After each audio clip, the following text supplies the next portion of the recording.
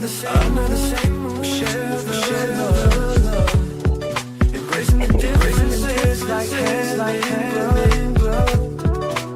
Bring the peace and beautiful sight. Together we shine in each other's light. Together we stand in love's pure mind. Watching the world in love. Hearts beating, our peace flag. Colors of harmony, painting the night. Together we stand in love's pure mind.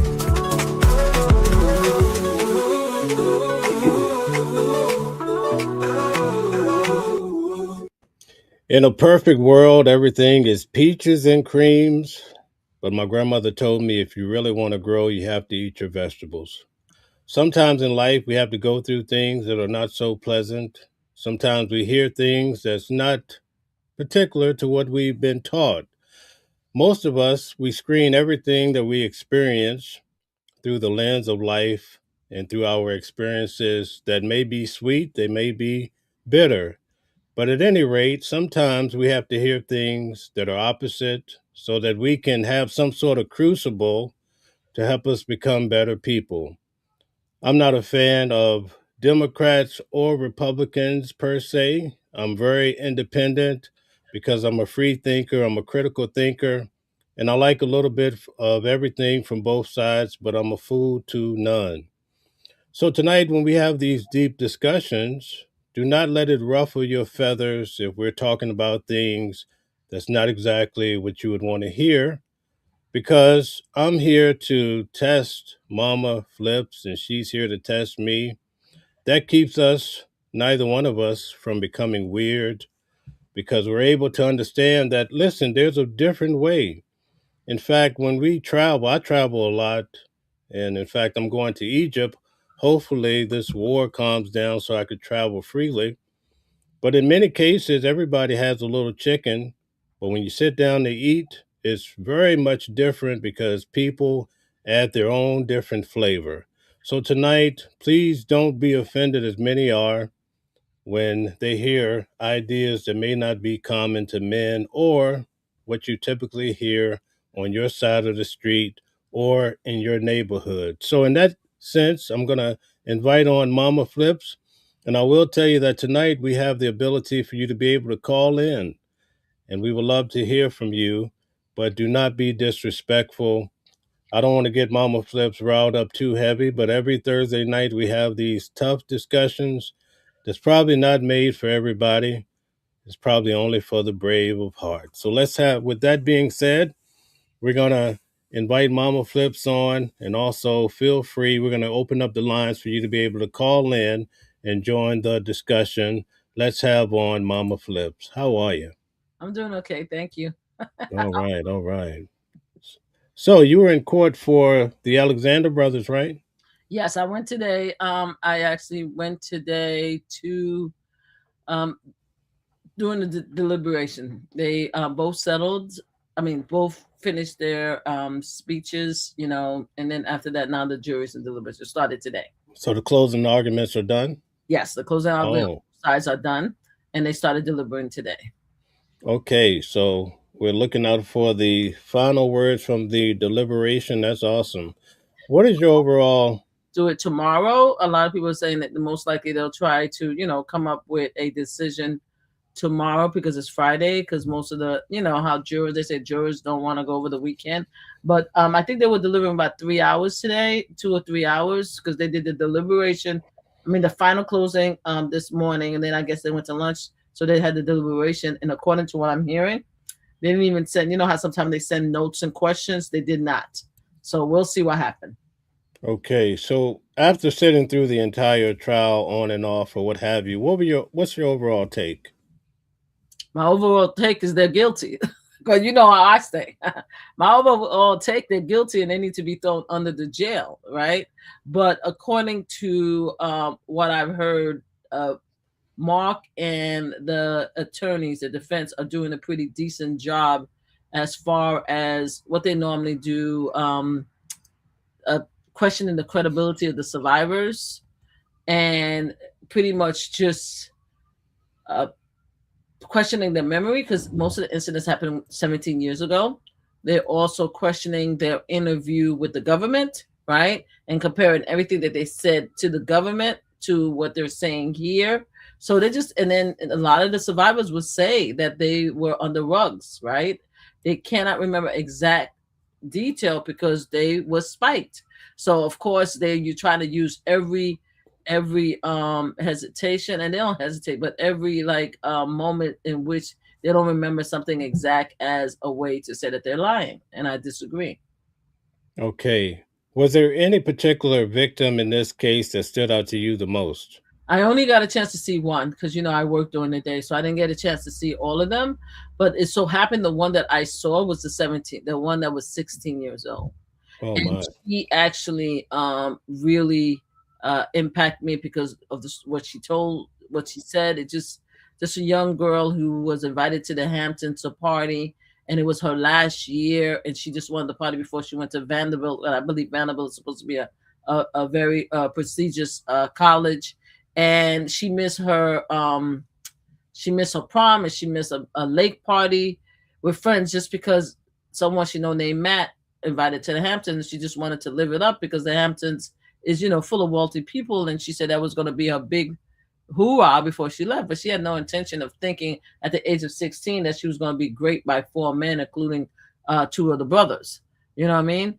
What they ended up doing, I think it was her that is interesting, is that interested in, I'm being sarcastic, is the fact that they showed them pictures. They showed her pictures. And I was curious and I knew something was up because they kept on saying, is this the brother? Is this the brother? And she was like, yes. They were like, how do you tell? She was like, well, one brother had like a small, around a baby face, and the other one had a straight face, right? And a more stern face. It turned around that at the end, after her testimony, they were like, oh, the photo that we've shown is not the brother that she accused of raping her, is the twin, right?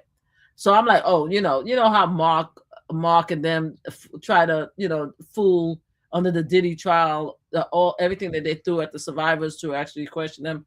So here's the thing, though. Both brothers look exactly alike now. Like, they look exactly alike. You can't tell the twins apart. Because I was looking at them today, and I mentioned it on my live. I said, no matter what they look like back then, they look exactly alike, including the bowling head and everything. So I'm curious if it's going to have the impact that the defense want to say, oh, she couldn't tell which brother. So they didn't talk about, as far, I'm not sure, you heard a survivor. Did they actually try to talk about the actual act, the actual rape when you were there? Yes, the violation, they talked about it all. With me, they didn't. Like, they skipped the whole thing. Like, they talked about before, how they got in, and then they talked about after. They didn't talk about the actual act, like which, what did they actually do to you and stuff like that. They didn't go into that detail. So I don't know if they did it with you, but with the when I was there, they didn't. So the interesting stuff is that I think I don't know if they got the impact they wanted, but we'll know depending on what the jury come up with, because the fact is that they are twins. They're twins, and the jury is looking at them, and they're like, they're twins, like they're identical. So yes, if I didn't know who they were, it's been 17 years, and and then you show me a picture of them, yes, I would say it's the other one because they're twins. So I don't know how to take, but it's tricks like that they were doing. Like, one of the key evidence that I heard that they had is they actually had a video that I guess one of the older brothers had in his camera, where they were showing that he was having X with a 17-year-old, right? And she confirmed her age. And I think that's the video that made a lot of the jurors uncomfortable to watch, because you know how they do. They just want to show you the video, but they didn't show it to us. So I believe that. So there's a lot of receipts in which they prove that they were doing these type of actions. But Mark and their lawyers was like, oh, they're just playboys. They were probably disrespectful, but they were just playboys. They just was having a good time, and there was no traveling involved, and there was no forced rugs. And here's the biggest thing is that so they have receipts that show, because they said that it started in 2008, right? And did you hear that one of the Bravo celebrities, real estate celebrities, just filed a lawsuit against one of the brothers and said that she was raped by him 2014 today? It was filed. Yeah, yeah, Yeah, yeah. but I know they can't talk about it in the trial, but just to goes to show that they are. We have people that saying that they did it to them. So anyway, they Take a moment, just take a moment and tell everybody who you're talking about. oh shoot. Maria, I'm on a call. I'm on a live. I have to call you back. Okay, I have to call you back. Okay, bye bye, bye bye. Oh my God, I am so sorry. Shoot, I am so sorry. I got a call in the middle. I'm talking about the Alexander brothers. I'm sorry. I thought we introduced the topic. I'm talking No, about. but we have new people coming in all the I'm time, so we sorry. have to keep repeating ourselves. Yeah, very important. Yes, we're covering. Mel and I are covering the Alexander brothers. It's twins and one older brother who is but been brought on charges for crimes similar to Diddy, for traveling, and for rugging. I'm trying to use certain words, but pretty much for trafficking and drugging women. From 2008 to I believe it was 2017, if not Yes, 2018. force, fraud, and coercion. Yes, for through force, fraud, and coercion, Yes, and they have a lot of receipts. And one of the things was a videotape of one of the older brothers, and I think he was in his 30s, raping a 17-year-old. Right. One of the things I heard is, because I wasn't there to see it, but I heard, because they're not showing us some of the evidence. Right. They're not showing it to us while we're there. They're just showing to the jury. I heard that they did find a video of one of the brothers raping one of the the Let, young girls. let's try to use the word violation because it's too Violation. close. It's too close. Yes. Okay, violation. I'm sorry, Yeah. violating the 17-year-old, right? So also there was a photo of one of the ladies writing the word RA, the actual word on the door, and calling them monsters. They have, again, one of the most interesting things that I heard today was during the closing, they were talking about the fact that they don't have any receipts of the actual medication being given to the women. They didn't start talking about it until 2015 to 2018. So it was the last few years that they actually was texting each other. But they said so why didn't they have proof from 208, 209? I'm like, are these people like, are we idiots? When did the cell phone come in? When did people start texting each other? When did social media come to the point where people was actually really email each other, including the brothers? Why you bring up the fact that in 2008 you don't have exact receipts of what they were doing? Another thing that was making me crazy is that each lady talked about a specific drink in a cup. Most of them say it's a pink drink. Why does each survivor remember that these brothers are giving them a pink drink? And then every event, they're like, oh, it's because there's a bar there and they were drinking and having fun and stuff like that. But each survivor says pretty much the same thing. Now, the reason why I didn't go back is that is because I already told you I'm not listening to the defense witnesses. I'm not doing it. But I did go the first day, even though I said I wasn't. And there was a black male that came, and he was their chef, right? And he came, and they showed pictures. Was that you? He's like, yeah, I was the chef for 3 years, and apparently he was there that weekend, and he was roasting a lamb, and he was talking about it. So they asked him about the bar, and he said yes, there was a bar, and they gave them like rosé that was coming out of a tap and stuff like that. So because the prosecutor, when I came in, the defense was questioning him because after their witness, they reversed it. So they wanted him to just explain that, everything was fine. It was 16 people. Everybody was having a good time, and everybody was going and getting the drink by themselves, right? And so when the government crossed, it was like, okay, so let's take a look at this. When you serve breakfast, what was served? He was like grapefruit juice, coffee, etc., etc. So she was like, oh, grapefruit juice. He's like, yes. She's like, oh, grapefruit juice. Because I think some of the survivors were saying that the drink that they were having was some type of juice, right? But then the defense came back. It's like, oh, when did you take down the bar? Oh, we took down the bar at 1 o'clock, right? So they were trying to contradict the young lady who said that she got a drink later on that afternoon. But we took down the bar at 1 o'clock and there was no juice there. It's like things like that that was going on. That was just they keep trying to contradict. But I think they really have a really good case. But some people are saying that does it actually relate to actual traveling, actually crossing women due to coercion and lies and stuff like that. So that's where we are. So we're gonna see. We're gonna see what the jury is, but they definitely skanky. They're definitely disrespectful. There were videos, there were texts.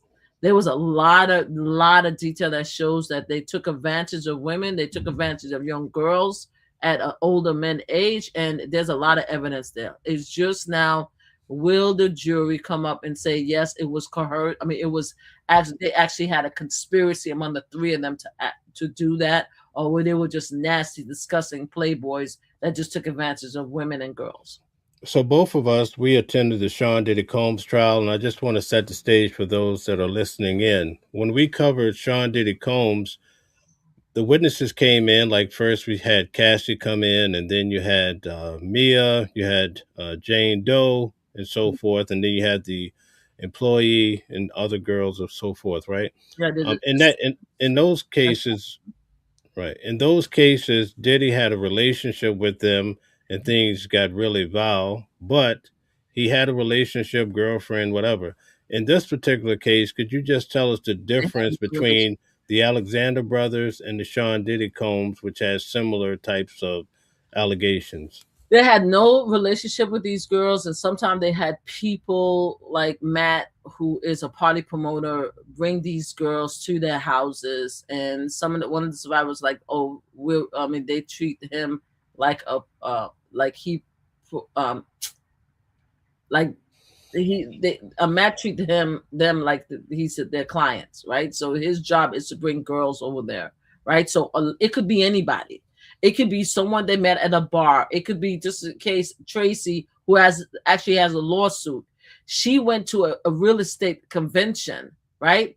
And she said, because I read her lawsuit today. She said she went to real estate. She met with him. He gave her a drink. Next thing she knows, she's in the bathroom, and one of her fellow realtors, a friend of hers, went to the bathroom because they looking for her and had to like push the door and see what he was doing to her.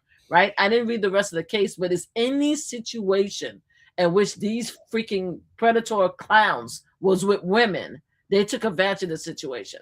Whether it was one was in a jacuzzi, the other was two friends. He invited two friends to the room to have drinks. He took one friend. I mean, some of these women put themselves in the position, but that doesn't mean they should be great. They should say no. Is no. But one of the friends is, for example, is watching TV, and the other one is because they had like these elaborate landscape, and the other one is being groped or raped in another area. Do you understand what I'm saying? It's just like any situation where these brothers had a women in their presence and they could give them drinks is on and popping for them. They're going to take advantage, and they're going to rape. I mean, they're going to violate them. Sorry. Tell us your observation in regards to the jurors in the case. The jurors I didn't see the jurors looking at them today, except for there was one black brother that was kind of laughing when he came out today from the deliberation. He was kind of smiling when he was looking at us, towards us, meaning the reporters, because I mean the press. But I didn't see the jurors look at them. Like, sometimes when the people, according to what you guys told me, because I wasn't in the main room, some jurors was actually looking at Diddy. I didn't see them look at them. They were looking. They looked everywhere except for the brothers. However, so they look like they're taking things serious. I found it interesting that the first they didn't ask for any notes. Right? We'll see what happens tomorrow. But we all know, based on everything that I've seen, they normally ask notes for clarification of this and that. And normally that happens very early on, right? Because once they have a decision, that's very on. So I don't know if it's a good thing or a bad thing they're not asking for notes, but they look like they were taking it most of them look like they were taking it very seriously, except for this young light-skinned brother who was looking at us, and he kind of like smiled a little bit, but he wasn't smiling. Then he was looking at the press. So I don't know what that was about and stuff like that. But The brothers, one, I have to tell you, the brothers now want to come off as religious, right? Because it with the chef, because the first witness was a chef, their chef, and so I wanted to tell you a little bit of that. So he talked about the drinks. They asked him, did he see any of the women being forced to do anything, and he said no. So they said thank you very much. But then the prosecutor came in and say, do you show him all the pictures of all the ladies that was there that day? Do you recognize any of these women? No. Did you speak to any of these women? No. So I love the fact that they put there. So if he's cooking and he's doing his own thing, and these women are being attacked and raped, you never spoke to them, you didn't see them, you don't even recognize any of them at all, right? So how can you say that nothing happened to them? You know, so I thought that was a great point. So yeah, so that's it. So going to them. So one of the things that they brought up, the defense brought up, was besides cooking for them for Hamilton and the Beach, what else did you do for them? He's like, excuse me, yeah, is there any special meals that you did? And they were like, yes, no, once or twice we cooked like a Shabbat or something like that, some type of religious Jewish brothers and sisters meal. And they prayed together, and the chef was like, yes. And there was a lot of prayers and a lot of family there. And I'm like, yo, now you're trying to make them religious? Now you're trying to make them religious? And today I came in all this time. I don't know, maybe it was me. I did not see that they had a yarmulke. Now all of a sudden one of the brothers was wearing a yarmulke? Like, what are we doing? Like, what are we doing? It's like these freaking tactics that making me crazy. It's like, you guys are predators. Like, we know what you're doing. Now you over here like acting like you like you saints. So today the family are still cool and quiet, because the family is sort of demure. So they like very straightforward, and they were quiet. But you could tell that the fathers were worried, because when the judge had to come in and bring the jury in, so they could tell them to go home, because they're not requested, right? So they could go home. So right before, when the lawyers came in, the father was talking to Mark, and one of the other brothers' lawyers was talking to the family. So I could see, you know, what do you think? You know, that kind of conversation. What do you think? And they're showing them like, this happens all the time. There's nothing to worry about. It's okay, blah, blah, blah, and stuff like that.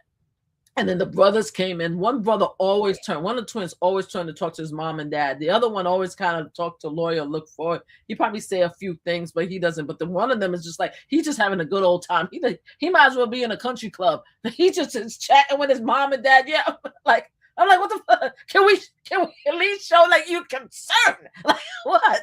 So they were less jovial than they usually were to me. Right, the older brother, I don't see him because he's in the front, but he seemed like to be the more serious one. Also, he's the more weirded looking one, whereas the twins could be considered attractive. You understand what I'm saying? But they were I could see that they weren't trying to be worried, but they were worried, right? And the reason why I know that they were worried is because when they got up and they were talking to the lawyer, they were just giving the lawyer like a big hug. Like me and another reporter who was closer to my age, we were talking about that. They were giving each other big, slapping each other in the back. I'm like, yo, is this a freaking country club?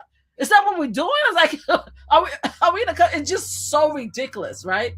But Mark has his trademark hand in his pocket, right? And he when he first came in, he was a little bit, laughy, but he had his hand in his pocket, rocking a little bit with his back against. I'm like,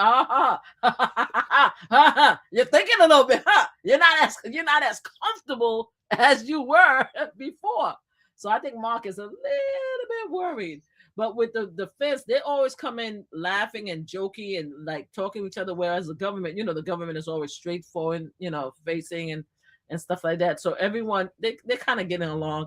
And yeah, that's it. So the brothers walked out. They have them in suits. It's like a freaking club. That's what I was saying on my live. There's such a difference when you're wealthy and you're in trial and when you are poor when you're in trial. Because as a poor person in trial, there's no laughy, jokey. Like whether you're the government or the defense, it's a serious situation. We are straightforward. Unless you're a clown and you don't give a damn and you want to joke around, You telling the judge to kiss your eye, that's different. But most of the time, the people that's there, the family members, the people that's being defended, they are here to take it seriously.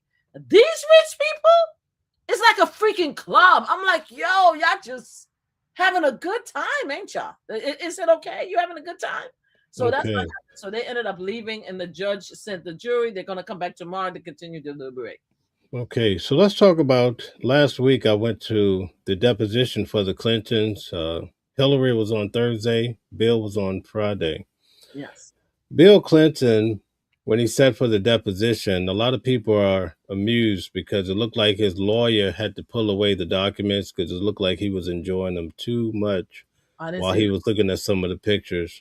Um, Okay. a, a lot of people are starting to feel like Bill Clinton may not as be, squeaky clean as you would imagine. What do you think after all of this has happened?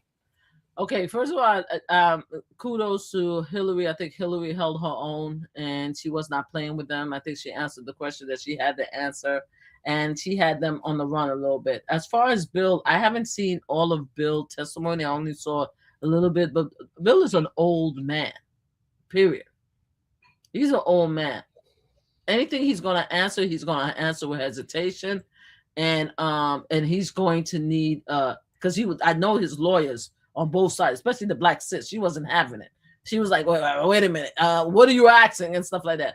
So he's an old man, right? But we also know that former President Bill Clinton has a history, right? He has a history. You know what happened while he was a president. You know he was a player. Y'all know that. So it's not going to surprise me when you say that, oh, yeah, he was looking at pictures and stuff like that, or he was having fond memories of time or hanging out with Jeffrey. It doesn't surprise me.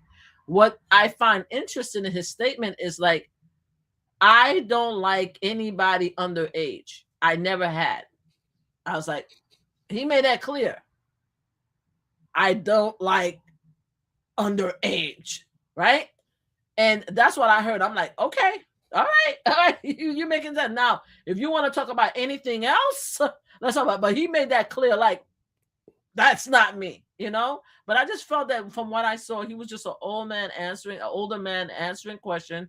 There was a lot of hesitation and stuff like that, and he tried to answer. I mean, he answered it the best way he can. But I think the star of the day was Hillary. Hillary was not playing with these people. They were like, no, she's like, nope. Especially when she was talking about when they kept on interrupting her about the relationship with the guy. I mean, I know his name, but I don't know if his name is Larry, but he was the owner of the company. Oh God, Merrill Leach, I believe, that lost like over 100 or 200 Merrill Lynch. Yeah. Merrill Lynch employees at 9/11, and she was saying this is how we became friends and stuff like that, and they kept on trying to whoever who was questioning her, the female Nancy. I think it was Nancy that was questioning her, and she kept on trying to throw jabs at her, and she's like, you're not letting me answer the question. Like, I'm trying to tell you how I met him and why we became friends. So I appreciate the fact that she came across to me as if she was answering the question, but she's going to answer it to the full and to tell you, and you're not going to play in my face. So that's why. So I give a lot of credit to Hillary, but Bill, I think he's just an older guy, and that's it. Do you think that he's going to take on more heat for his association with Jeffrey Epstein? I don't think it matters, right? To be honest with you, he probably will take additional heat. Thank you, Love Pink, for the likes. I'm getting a lot of likes here. I think he's going to take the heat, but how old is Bill? 80 years old? What are y'all going to do to Bill? Right? What are you going to do with Bill that you're not going to do with Donald Trump? That's my whole thing. Right? There's no pictures of him engaging in any salacious activity, right? There's no direct videos, unlike Prince Andrew, right? They had him in a pool with somebody, but there's nothing there that push it to the level of what they did to Andrew, right? So I don't know what else we want to do as far as Bill. We know who he is. We just want to know if he did the same thing that Epstein did. So what they're doing is they're trying to question his friendship. And as far as I know, They're trying to say, if you are such a decent guy, why would you have a friendship with this guy? Why would you hang out with him? Why would you fly in his plane? But there's not even evidence that I heard that he even went to the island. So at the end of the day, I don't know what's going to happen to Bill, but I think he's too old. I don't know what we're going to do, but I do want to know what we're doing about Donald Trump, though. Because if you're going after Bill Clinton, then we need to talk about Donald Trump. Right. What about as far as Bill Clinton? You mentioned that he was in the pool or hot tub. According Yes. to the committee, they said they redacted the victims in the photos. And I noticed in that particular photo, the young lady is redacted. Does that mean she's a victim?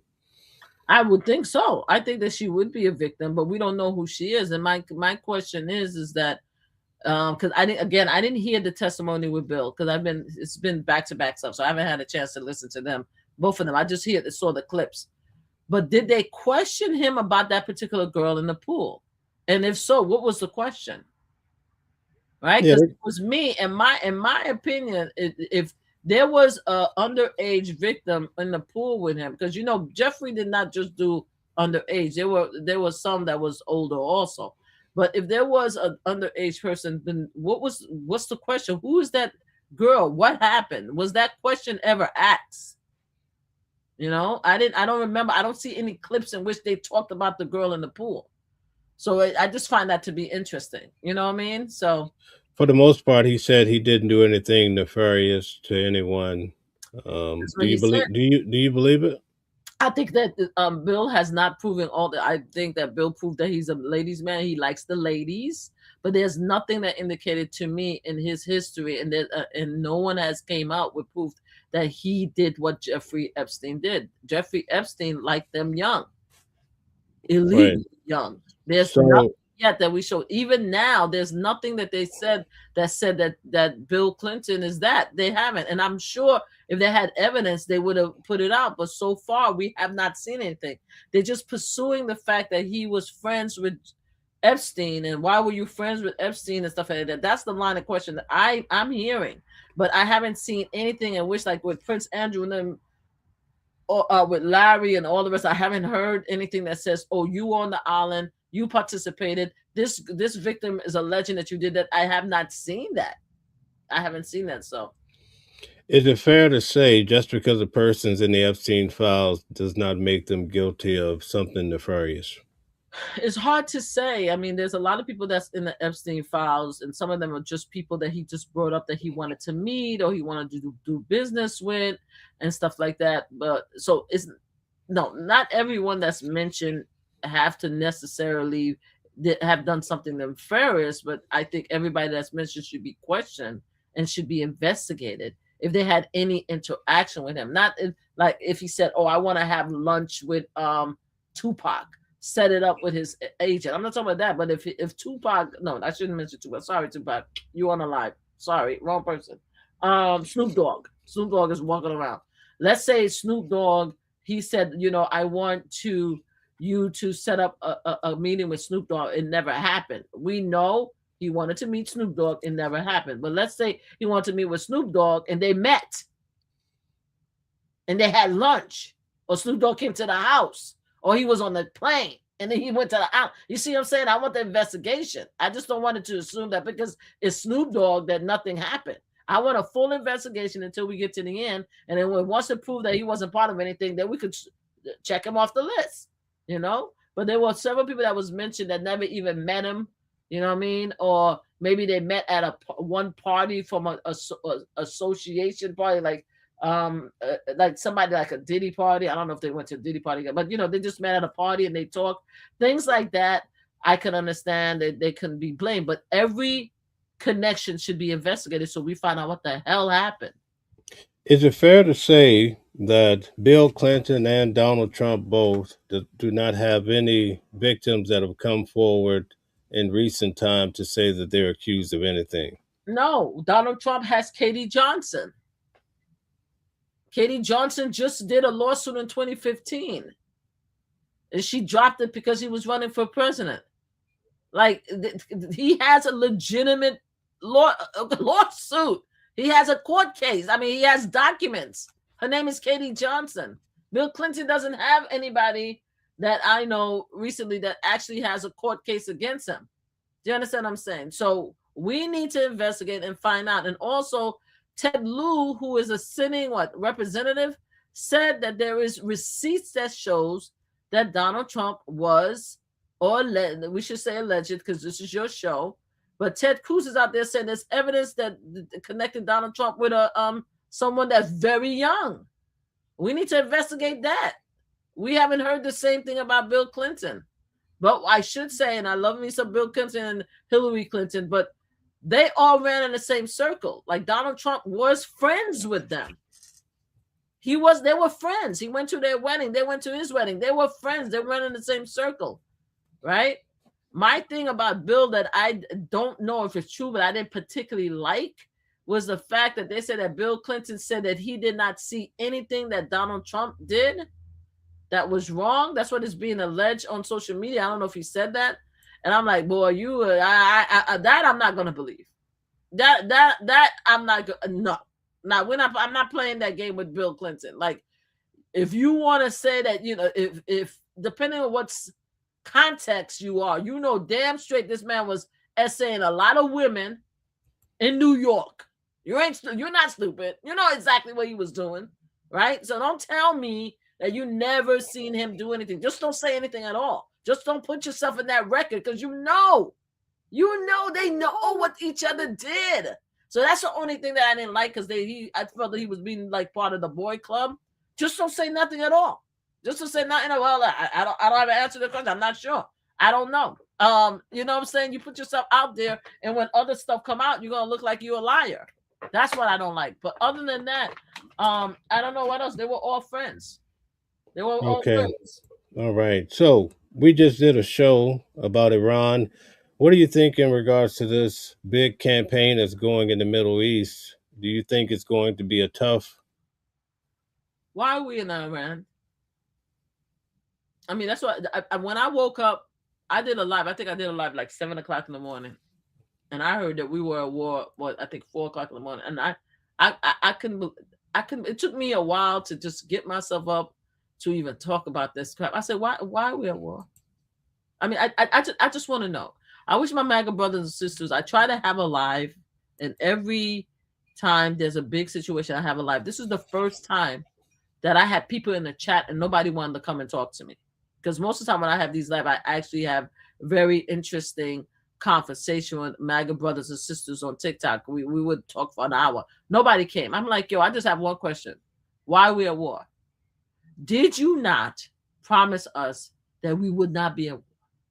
Did you not promise that this is going to be the peace president? That we're not going to regret bringing him on? That is America first. Why are we at war? That's what I want to know. I think it's about some BS. I think this man is insane. I think if anything, we already got the soldiers that we lost as a result of this war. And if anybody support them, they the one that need to go out there and go serve their country. The rest of us need to stay our black behind home. And I'm not even putting our brown behind because I love my Latino people, but you on his side. I'm talking about our black brothers and sisters and our children need to stay home and mind our business and allow the people that run the country to go support this war because this is ridiculous. We were promised. I don't know how many as a Marine, you know how many times I had conversation with my fellow Marines, my fellow MAGA supporters that's part of the military, and how many times we were like the whole biggest thing that we fought for, because I was part of a organization. I'm still kind of, but I'm on a break for 4 years, called Common Defense. I'm a member of Common Defense. Do you know how we fought for to end the forever war? And once we got the forever war and all the people came, all the soldiers came home, you know how many times they kept on pushing our face? You see, there's no more war. There's not going to be anything. He's going to come and create peace and everything. He's going to be the most bestest, most peaceful president. He's not going to put his nose in anybody else's business. And here we are. We have soldiers unaliving. Now, he promised there's not going to be any boots on the ground. That's what he promised. Let's see if that holds up. Because I'm telling you, If he calls for boots on the ground, I expect all of MAGA brothers and sisters to send their children, their husbands, and their wives out there to support this agenda. And the rest of us should sit out behind home because it's not our fight. And you're actually military, correct? And I'm actually military veteran. And it's pissed me off that I lost a nephew in the last war. So I know for a fact how it feels, how the family feels that just lost their children, not even realizing that a war was going to happen at 3:00 in the morning without Congress, without no justification to the American people until after the fact. 3:00 in the morning, we waking up to this bull. Do you feel that Iran is a big threat?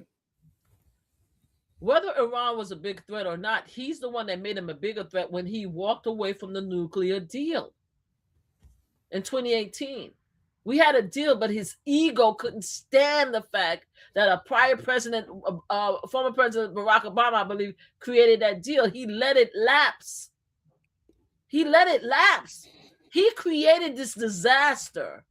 And now we are here. And the thing that makes me crazy about him, and everybody knows it, I don't have to say it, there are several clips in which he says, if Barack Obama strike Iran, that means his numbers are low. If Barack Obama start a war with Iran, that means the economy is in the shithole. He said when he ran for president, I would never strike Iran. That's what he said. So now you're telling me you want me to now reverse everything he said because you want to love on him? He said it. And now we here. So what you expect from the rest of us? We just sitting here like, yo, like don't call us. That's what I'm saying. I'm saying, if he does a draft, Lord have mercy, black moms and dads, have a plan. Have a plan, black moms and dads. I am not playing with y'all. Have a plan. You hear what I'm saying? Don't let your kids go out there and pray for your kids that's already in the military. But if there's a draft, allow our MAGA brothers and sisters who love this man to send their children. You understand what I'm saying? And what I'm hearing is half of MAGA is pissed off. Now there's an inner fight with MAGA because even MAGA is like, what the hell we doing? What the hell we doing? Why are we fighting it? No disrespect to my Jewish brothers and sisters who I love you. I have advocate friends who are Israel supporters. I'm not talking to y'all. No disrespect. I get it. But there's a lot of people are saying that why are we fighting for Israel? It's supposed to be America first. Right? Why are we over there? Do you understand what I'm saying? So even the MAGA brothers and sisters are like, we don't know what the hell. People are saying that the reason why he did it is because the Epstein files. But we don't know. The fact is that he didn't legitimately submit a plan to Congress to make us understand what is happening. He strike first, and then he come back and say that he used the Second Amendment or the Second Amendment to say that there's an emergency and they were a threat. Were there any more threat when you were promising us that we weren't going to fight? We wasn't going to go to war with them? Were there any more threat when you swore up and down that Barack Obama was going to attack them because he was low on the totem pole? I mean, he was low on the polls, and that because the budget, the gas price was high, and the fact that the economy was in a hit hole were there any more of a threat then than they are now? You promised. Of course, I know he's a liar. I've known about Donald Trump for years. I'm a New Yorker, so I know he lied. But you promised, though, in our faces, if you vote for me, I will not cause a war. If you vote for me, I will not go to Iran. She is the one that's going to take you to war. She's the war horse. And the nerve that he had the audacity to criticize former President Barack Obama and Kamala for Israel. The nerve for you to look at the American people and use it as your stepping stone, where you had the Palestine, Gaza, blessed young kids who dogged Kamala and former President Biden for anything they did for Israel after October 9th massacre. You pointed at them as like, you see, they're the one. They're the one that using the American dollars. They're the one that put American lives on hold for being over there. Why are they over there? I wouldn't do that. I'm America first. I would never. And now we're at war. So yeah. So I don't have anything to say. As long as we maintain our safety as much as possible, I pray for the military personnel that's already there and stuff like that. I hope a lot of them could get the hell out. If you could retire now. Just retire. And like, look, I'm good. I'm out of here. Don't re-sign up. Don't sign up. If your contract is ending, just get out. You just get. I promise you. Go to Ready Reserve if you actually need to. Get the hell out because you could come back in. I promise you. You could come back in if you want to. Get out now if you can. So, how should aggressive countries be dealt with? How should aggressive countries be dealt with? Aggressive countries who are coming toward, if we are United States of America and we see a plane like they did on 9/11, allegedly, apparently they're saying that they didn't go to war with Iraq and Afghanistan because of what happened with 9/11. They went to war with Iraq and Afghanistan because allegedly there was nuclear weapon over there that was never found. So let's just say we're America first, and somebody's coming here, and you see missiles hitting the Eiffel Tower, or you see enemy ships coming into our shore and stuff like that. That is called defending United States of America, right? Actually aligning with a country who you said you will not align with in order to go to war and send people to the other side of the world to fight a war that you say you're not going to fight, right? Because you said it. Because my whole thing is that if there was a threat, Donald Trump now as president, why wasn't there a threat when Biden was president? Why wasn't it a threat when Kamala was running for presidency? Why wasn't it a threat? But it's a threat now, though. We have to do that for Iran now because it's a threat now. But they weren't a threat a year ago, right? They weren't a threat a year ago, but all of a sudden there's a threat. And don't tell me nothing about the nuclear weapons because you let the nuclear deal end in 2018. You didn't go to war in 2019. You didn't strike in 2020.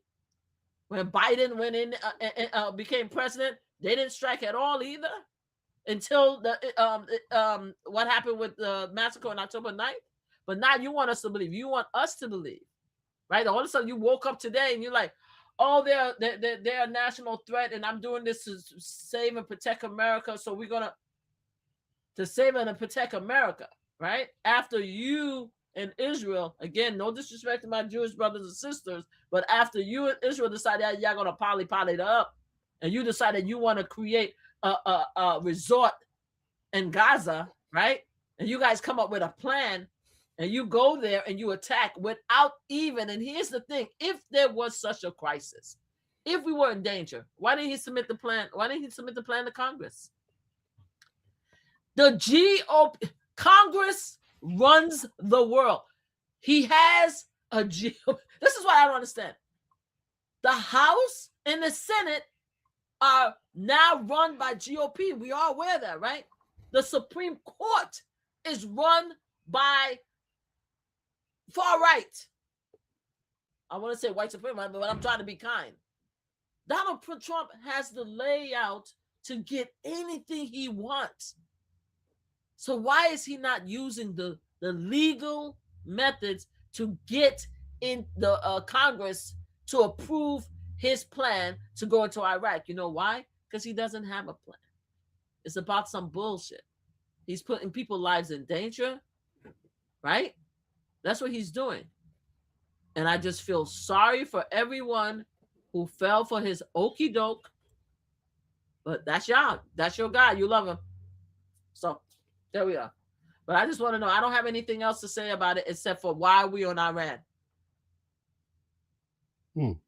That's what What I do have. you think in regards to the prices for gas and food? Do you think it's going to go up because Oh, of this? do you see how much the gas is up now? Do you see how much gas is up now? I just went. I just got gas. Oh my god! I just got gas the other day, and I'm like, ain't this something?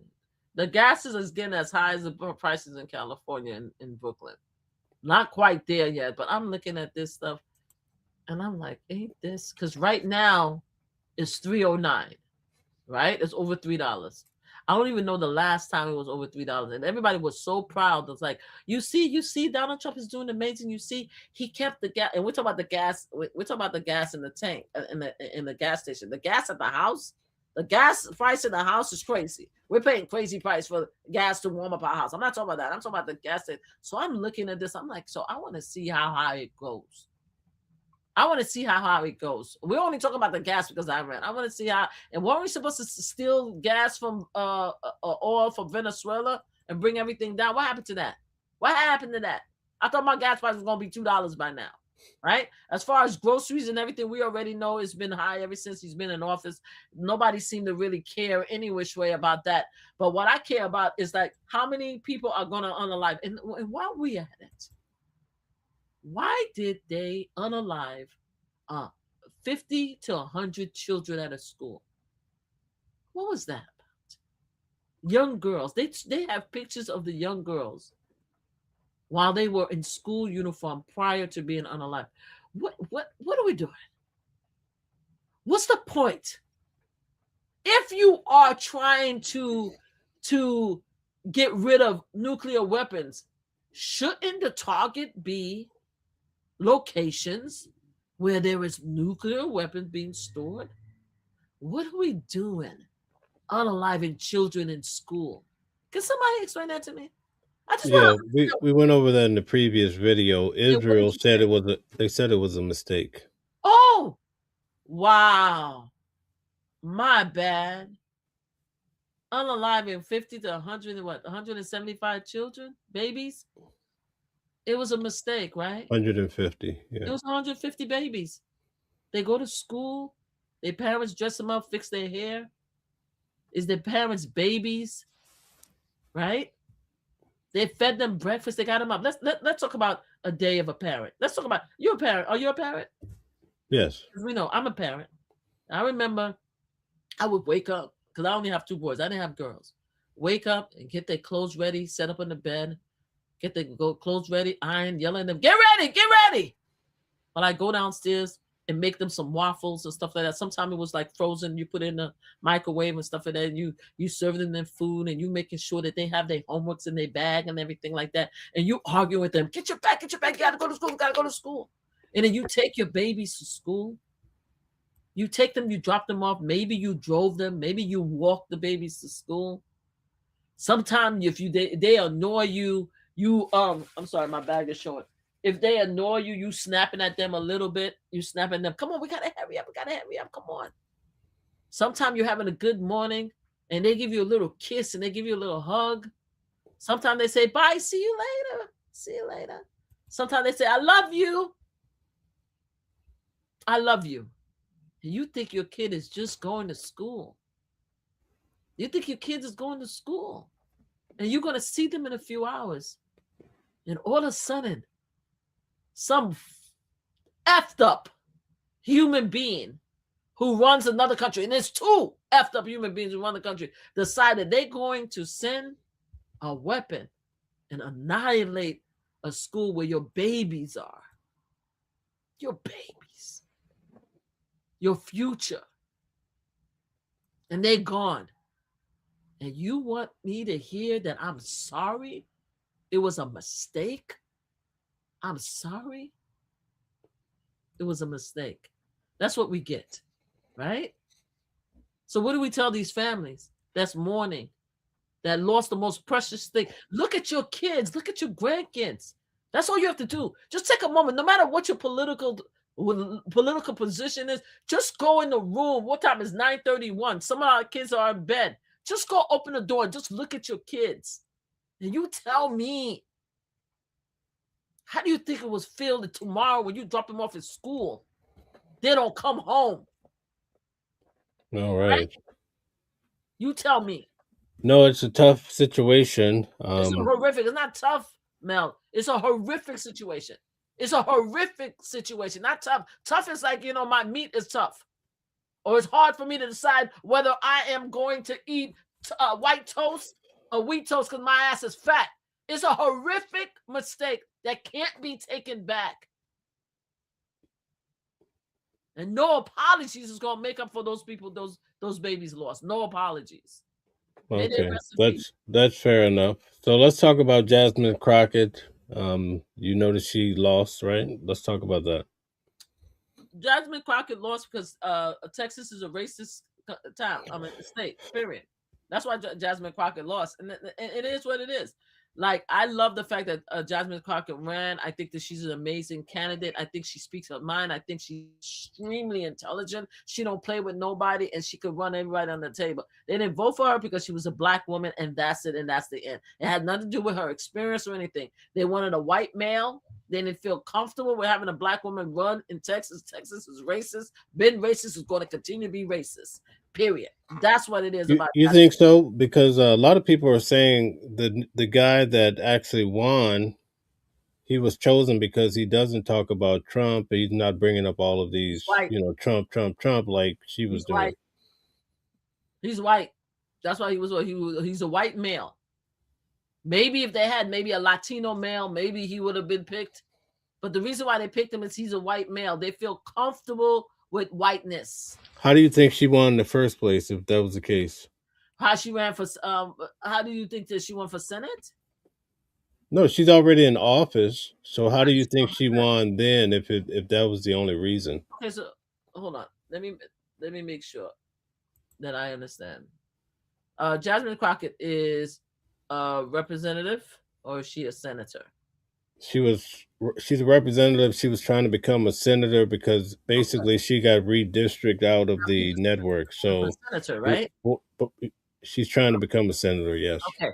And a senator, right, has a more, well, it's not supposed to have a bigger role, but it has the district that she's in. Isn't the district that they put her in have more white bodies? Or am I wrong about this? Because maybe I'm just missing the point here.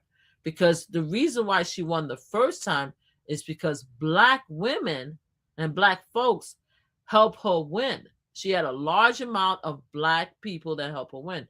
In this particular situation, a lot of black people, right, came out, but more white people, whether it's Democrats, mostly white Democrats and Latinos, wanted a white face to run against a Republican, right?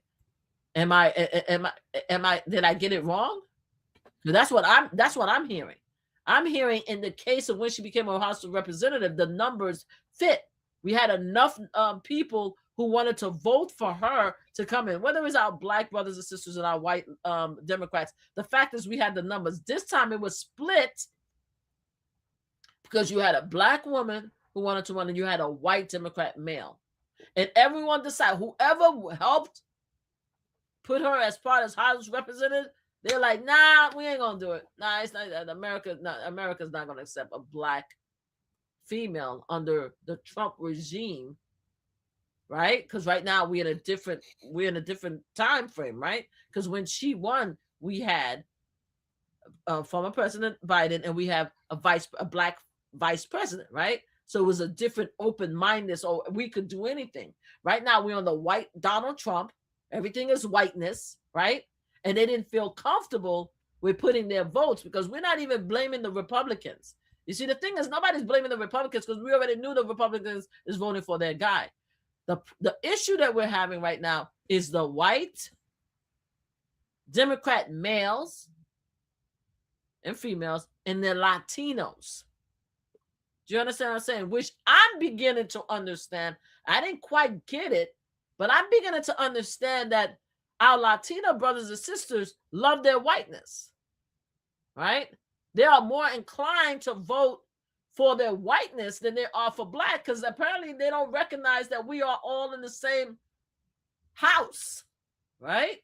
So we no longer have the support of the people who actually help her become House of Representative because they feel more comfortable with a white guy in the next race. That's what it is. So unless you know something I don't know, that's what I'm hearing in the streets. So we were in a different time with a different president and a black vice president when she came in. We are now a world of whiteness now, right? Whiteness is running the world. So everything has to look like MAGA brothers and sisters for anybody to take it seriously. That's how people feel. So what do you think is going to be next for her? I don't know. I think because she got we just. I think what she's going to do is she probably going to get a high position because she's a lawyer, I believe, and she's amazing. So I think she probably will pursue that, or she'll get a political position, like maybe in the DNC convention and stuff like that, or maybe she will maybe join and help the current candidate that's running. But I don't know. A lot of black folks are like, we sitting this one out. We're gonna vote. We'll vote when the time is. But a lot of people, black folks in Texas, are like, yo, we're not doing this for y'all. I'm like, it's up to y'all to make sure that he gets the fundraising. It's up to y'all to go knock on these doors. When the time comes, we will vote Democrat because that's what we're gonna do. But we ain't out here doing the work anymore. It's up to you, our Latino brothers and sisters, our white brothers and sisters. I'm talking about the Latino Democrats and independents and our white Democrats and independents. It's up to you guys to take it home because a lot of black folks is taking a break. We have. Okay. Did you hear about Kristi Noem and how she was fired by Donald Trump? Yeah. She got fired. What are your thoughts about that? I think that she deserved to be fired. She should have been fired a long time ago. But it's saying that the reason why he got mad is because she says that he authorized the 200 and something $100 million campaign that she did, and he didn't authorize that, so he didn't like being made to look bad. But yeah, but he just transferred her to another position. But it's just hysterical that she got fired to me, and the fact, and they said that she was actually giving a speech, and he does that a lot. She was given to a speech when in a meeting when she was notified that she was fired, and the guy that she was replaced I guess his name is Mark Mullen. I can't pronounce the name, but apparently he was the guy that was hiding behind a chair when the January 6ers was trying to break into the Congress, the Capitol. He wasn't the one that was trying to hold the door. He was the one that was hiding behind a chair, and that's who you want to put to replace this man. It's a joke.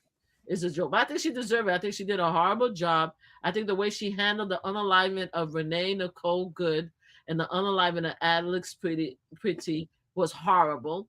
You understand? She came in blaming both of them for their unalivement, especially Alex and stuff like that, with no justification. She didn't have her facts there. She didn't try to bring everybody together. She didn't try to make it. She tried to say that they, at least, because a lot of people keep saying that Renee caused her own unalignment. But with Alex, she kept on saying that he attacked this one. She just plain lied in everybody's face when we had evidence, and now Donald Trump is pissed off because she put him in a bad position. And she also was doing a horrible job. Every time she had to testify, they were ragging her. I think she is having allegedly an affair with Corey. Really? Yeah, because she couldn't answer the question. If somebody tells you, Mel, somebody asks you, you're having an affair with this, you're like, hell no, I'm not having an affair with this. Are you crazy? She's like, she went around in circles for a good 5 minutes. What happened? You think Corey's going to be mad? Right. Why do you think Minnesota has so much fraud, even at the very highest seat? Are you trying to tell me? Are you trying to accuse Tim Walz of corruption? Is that what I'm hearing, Mel? Hey, listen, it looks like it's all the way to the top, right? So why do you think that's the case? It's not the case. No? No. What exactly did Tim Walz do that's corrupt? Is he getting money on the table? Has there been any proof that he's getting money on the table, Mel? Christy Nome, right? You just mentioned Uh-huh. What she said? her 220 some million, right? Yep. People are saying that that's fraud. Do you agree? Yes. Okay, so my question is pointed for her. It's Oh, okay. Thank you. because she sits at the top. So Well, she's under Donald why Trump. do you think there's so much fraud going down? There's always been fraud, right? Because people want to use money and power to get their way.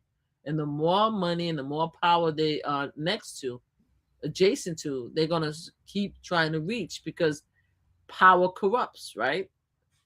And it takes very little, I mean, to actually make someone want to pursue whatever power money that's available. The only thing I can say is power corrupts. I'm not surprised when it came to her or a lot of the political leaders, including Donald Trump. Donald Trump is making billions off this presidency, right? They want to live a certain lifestyle and they want to live it off the back of the American people. A lot of them do. So, no, I'm not surprised. But why so? The question was why so Minnesota? It seems like are they just the only one that's been revealed? You think it's everywhere, or I you think think it's it's everywhere. I think it's everywhere. I just think that the reason why a lot of people is covering Minnesota, and that's where I just want to make sure that's where Renee and Alex was unalive, right? correct? Okay, they're covering it because of the fact that Donald Trump had an issue with Tim Walz. That's why. That's how it started. Donald Trump started punching down on Minnesota because Tim Walz, in my opinion, was the VP candidate for Kamala Harris, and he couldn't go after Kamala, so he went after Tim Walz. And now you have people like Nick Shirley, is that his name, the YouTuber who felt that he wanted to do it expose at daycare centers. You understand? And once that started, a lot of people started focusing. I don't think that Christine Nome understood that expose falls both ways. Once they go after one person or one political person in your state, they're going to look at all of y'all until they catch you because the same technique or tactics that the Republicans or MAGA reporters are going to use or MAGA representatives are going to use the same thing that the Democrats are going to use. So if everybody's focusing on Minnesota, oh, okay. We have a MAGA Secretary of State, and she's corruptible. So since Donald Trump want to call Minnesota corruptible, why don't we just focus on her? That's how I think. It's just a connection. I don't think it just happened. But I think the original issue was Donald Trump with Tim Walz. Right. Yeah, no, but Minnesota's not the only one. All of them are corrupt. Now Nick Shirley is focusing on California and all the corruption that's there Yeah, as well. yeah, California will put. You see, I wish Nick. I want Nick to go to the wrong part of town. What do you mean? I want Nick to go to the wrong part of town, and I don't want him to go to. You know something? I want him to go to L.A. I want him to go to L.A. Crenshaw. That's what I want. Okay. I would love for you to go to Los Angeles Crenshaw and try to open up the door of one of those daycare centers. And then you could talk, you come back and tell me what kind of reception you get. You understand what I'm saying? That's what I need him to do. So go find corruption in Crenshaw. Okay. Okay. All right. Also, this week we found that when it comes to Don Lemon, they're really trying to reposition to really get him some time. What do you think about that? Yeah, they could continue to pursue it. But what I love about Don Lemon is taking it all the way. It's taking it all the way to the Supreme Court. No, Don Lemon is not playing with them. They just made Don Lemon a billionaire, a millionaire, a billionaire. He is now considered the most formidable press media personality. He is now the image and the shining light for the First Amendment, for the right of the press. They just made him a hero, right? And if he wants to make him a martyr, he could do so. But I know Don Lemon have a very smart husband.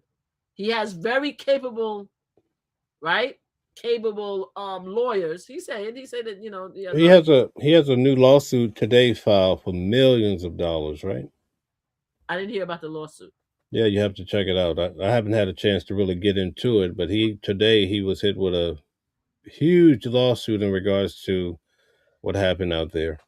Really? Who's suing the ICE priest? Yeah, I'm gonna go through the lawsuit and then we could talk about it. But I just Okay. wanted you to look out for it. Yeah. So as I said many a times, and I'm gonna say it over and over again, they honor like because the trial is in Minnesota, right? Yes. Okay. I'm waiting to see how they're gonna get 12 jurors in Minnesota after they unalive Renee Nicole Good and Alex Pretty. That's what I want to know. How are they going to find 12 jurors to actually find him guilty? But let's say they do. He's going to appeal until we get a Democratic president or a Democratic governor. I mean, president. What is it? Because it's a federal case. It's a federal case or a state case? Federal. Democratic president who's going to pardon him anyway. So, do you think he's going to be behind bars until that Nope. that new president comes? Nope. I don't think he's going to save a day. I don't think he's going to serve a day in jail because I still do not see. Yes, a hero. I still do not see them finding 12 individuals, even if they say, "Oh, he went into a church." After we saw the video and the proof in which he says, "I am covering what's happening in Minnesota. I am a reporter. I'm going to cover a story in Minnesota," right? I don't see anybody, in my opinion, that could come up with a 12-member jury that's going to find him guilty. They may have a hung jury, maybe, possibly. Emma is from Minnesota. Emma says they will. We in Minnesota are pissed. So you piss at good. So you are pissed at Don Lemon. Good for you, Emma. You live there. I don't see it. And so you're so pissed. So and you so pissed. So you so pissed, right? But you're not pissed with them killing Nicole, right? And you're not pissed at killing Alex, right? Because they deserve it, right? He'll be an example because he's black, right? Right? He's a demon because he's black, right? Right? Right? Because Emma says it's all. I don't think so. I think Emma says it's all on tape. He said it's on tape also that he said that he was going down there to cover a story in Minnesota as a press. Obviously, you don't know anything about the First Amendment and what press have the ability to do. Obviously, you don't know. I feel bad for y'all. You know what I'm saying? Go research it. Thank you. Can you tell Chris Brown I said hi? Chris Rock, I said hi? Can you tell him, can you email tag Chris Rock and tell him there's a woman on live that sounds just like him and want to meet him? Do me a favor. You all, yeah, we'll see. Because he's black, right, Jacqueline? Because he's black. Right, Jacqueline? Because he interrupted the church service. I think that's the reason why they went out there. On the situation that was happening at the church, just like I go into the courthouse, just like you go in the courthouse and report what is happening in the courthouse. He reported, he said, he made an announcement and said, I'm going down to Minnesota to report on what is happening in Minnesota. He made an announcement. He was very clear. He had a channel in which he said that he was going to do that. Do you understand what I'm saying? That's what he did. People don't like it. You notice that I'm not talking about the protesters. Does anybody realize that Mama Flip is not talking about the protesters that was arrested? Even though I don't think they should have been arrested for protesting, for practicing the First Amendment right. But you notice I'm not even talking about them. I'm talking about Don Lemon, who was a fellow media personality just like you and I. Do you understand what I'm saying? He has the right, the First Amendment right as a media or press to cover a story. And that's what he did. Y'all don't like him because he's black. And I'm sure y'all don't like it because he's LGBTQ. I bet you guys think he's a demon and he doesn't respect the church because the Bible says he shouldn't have a husband, right? That's what y'all saying. Why don't y'all say? That's why y'all call him a demon. That's why y'all call him a demon. But if he was a white man with a white wife and had a freaking press pass, if he was Fox News, y'all sorry asses would be like, why y'all so mad? He's press. Right? Right? Y'all a bunch of hypocrites. No, I'm not. You're the racist. I'm not spreading racist. I'm telling you the truth. You don't like it. Why you guys are calling Don Lemon a demon? Why y'all calling him a demon? Y'all said that. I didn't say that. Okay, so Emma says Don Lemon planned a violent event in a church. He did not. He did not. You're a liar. He did and not. and that's why they charged him with conspiracy, because they're saying he's black, and they charge him because he's LGBT. They're charging because 5 years ago, he called Donald Trump a racist in CNN. That's why they're charging him. That's why. They never used that law. Never. That's why. Y'all keep trying to play around like we're stupid. We're not stupid. You guys want black folks to be stupid. We're not stupid. We know the history. Bayou says that's a lie. He organized with others to protest the church service. He did not. He did not. He has a show. Go on his show. You can see when he announced that he was going to be reporting on a story in Minnesota. And hopefully he still have his press pass in New York, because New York has one of the best liability insurance when it comes to the press. It gives us access to anything and everywhere. So hopefully he still have his press. But at the end of the day, we'll see. We'll see. Because guess what? Find 12 MAGA hating GOP like Emma and everybody that's on this chat that's going to find him guilty. And let's see if he stays in there. We'll see. We'll see who's wrong. I don't even need to add it. But y'all need to stop calling the man demon. Y'all haters. Stop hating on black people. Stop hating on LGBT people. All right? LGBTQ people. Stop hating on people. Emma says churches are off limits, especially during the service on Sunday. You have reporters in there all the time. You're lying. You're lying to your teeth. And I hate liars. I can't stand liars. So you mean to tell me that nobody ever did a report in a church? No reporters have ever been in there to cover a church? Right? Yeah, we are fatigued. Black fatigue. We're fatigued over you, Emma. Yes, we are black and we are fatigued. And even if you are black and you saying black fatigue, you ain't real black. I'm black and I'm tired of y'all. Yes, thank you for saying that. No, I'm not. I'm very proud of myself. You just don't like it. You guys are haters? Here's a good explanation. Donna says he brought them coffee. He coordinated with them. He admitted that the purpose was to intimidate white Christians. He did not. He didn't. And that's the thing that I don't like, because he did not say any of that. So why don't you guys thank you. Thank you for saying that. You see, black people are racist. Black people have race against them. Read your books. Learn. Have knowledge. All right? Because I ain't saying nothing about y'all white cracker. Sorry, Mel. I ain't saying nothing about y'all. I said that you guys hate. I'm sorry, Mel. No. We gotta keep this cool now. I gotta keep it quiet. But Emma went there. She calling me a racist. Stop calling me racist. No, they're trying to articulate the actual issue with Don Lemon. I apologize, but tell her to stop calling me a racist. Okay. Don't be calling me out of my name. I won't call her out of her name. That's what I'm saying. Don't call me racist, because I ain't call you racist. I ain't use a racist word. You came at me. All right? I'm just saying. Anyway, as we were going on. Well, those type of words will definitely get us banned off of YouTube and every other place too. So, but anyway, I apologize for using the word, and I won't use it. I think people are trying to articulate that Don Lemon is going to jail, okay? Because I apologize, please, before going. I apologize for losing my temper and using that word. Okay, I lost my temper is because she called me racist and stuff like that. I apologize. I'll try to do better. Anyway, okay, so let's just focus. Let's focus. People are saying that basically it's not about race, it's that he interrupted people in their time of worship.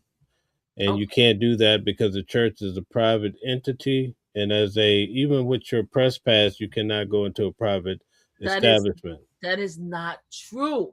It happens all the time. What I'm saying is this.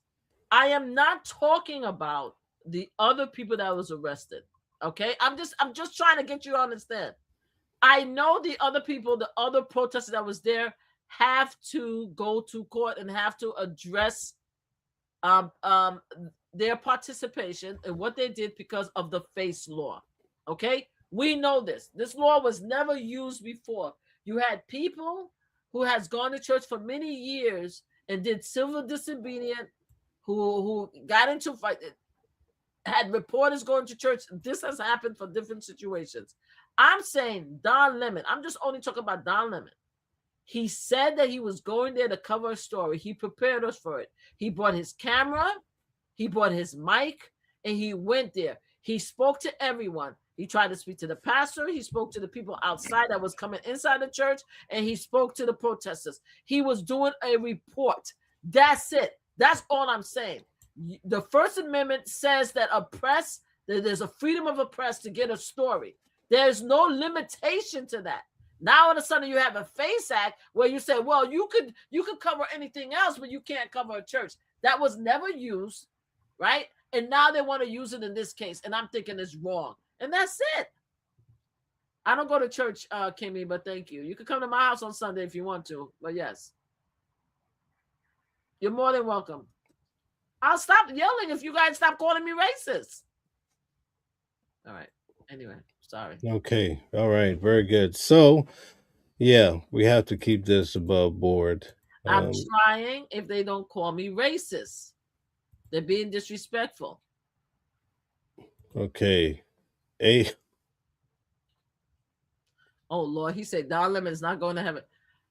You see, and this is exactly what I'm saying. You see, you guys call him a demon. You guys say that he's not going to heaven. This is the thing.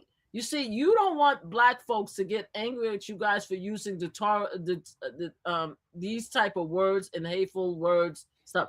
You guys don't want us to get angry. When we get angry and we get out of pocket and we start calling you names, y'all want to clutch your pearls, right? But you guys started with us. We're living our very best life. Now all of a sudden the man is a demon. He's not going to heaven. Putting that to the side. What are we talking about here? Why does it have to be that way? And then you get mad when we get pissed off? You get mad at us when we get pissed off? Y'all need to stop. Y'all need to stop. If you want him to repent, then talk to him. As far as I'm concerned, he told me that he goes to church. He's a godly man. That's what he said. Anyway, stop pissing me off. The guy was an active participant, and he knew full well. He didn't just say, I guess, I've been given a tip to show up to some unknown location. He knew all about what the organizers were planning to do inside this church. He willfully entered the church knowing full well that the disruption was planned. The first example is Lemon at the meeting site with the protesters, where he's kissing the organizer. They clearly know each other. They've been in cahoots. And you will hear him allude to knowing the details. He talks about how it's key that some of the agitators are what he calls MAGA coded. Watch.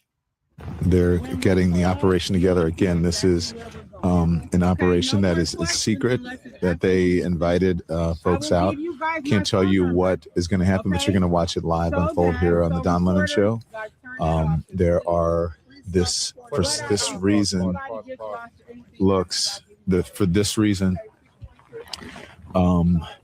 it may look like MAGA coded, but there's a reason they have so many white people here. I'm just going to be honest. It's because of the operation that they're doing today. It's important to have allies, as they said, white allies here. So that is what I can say. I turned our camera off of them because they're giving some critical information here. How are you? Good to see you. We're on. We're not saying what it is, what's going on, but thank you. Tell us, why are you doing this? So this is Nakima, Levy Armstrong. This is Operation Pull Up, more of a clandestine operation. Okay, so we're going to go with the operation again. We're not going to give any of the information away. As Nakima said, this But you've is got it.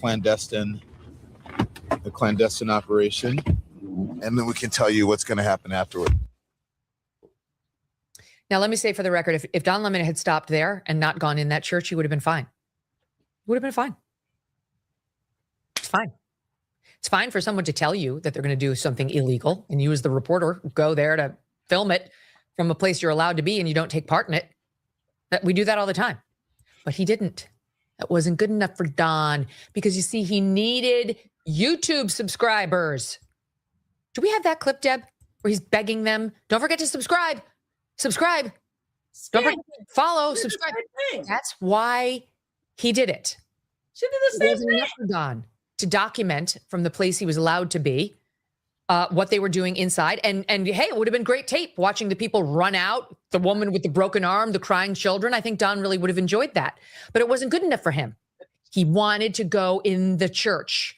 He reminded people throughout his disruption, subscribe, watch, look, we actually cut the clip the other day. We never got to play it, but here it is.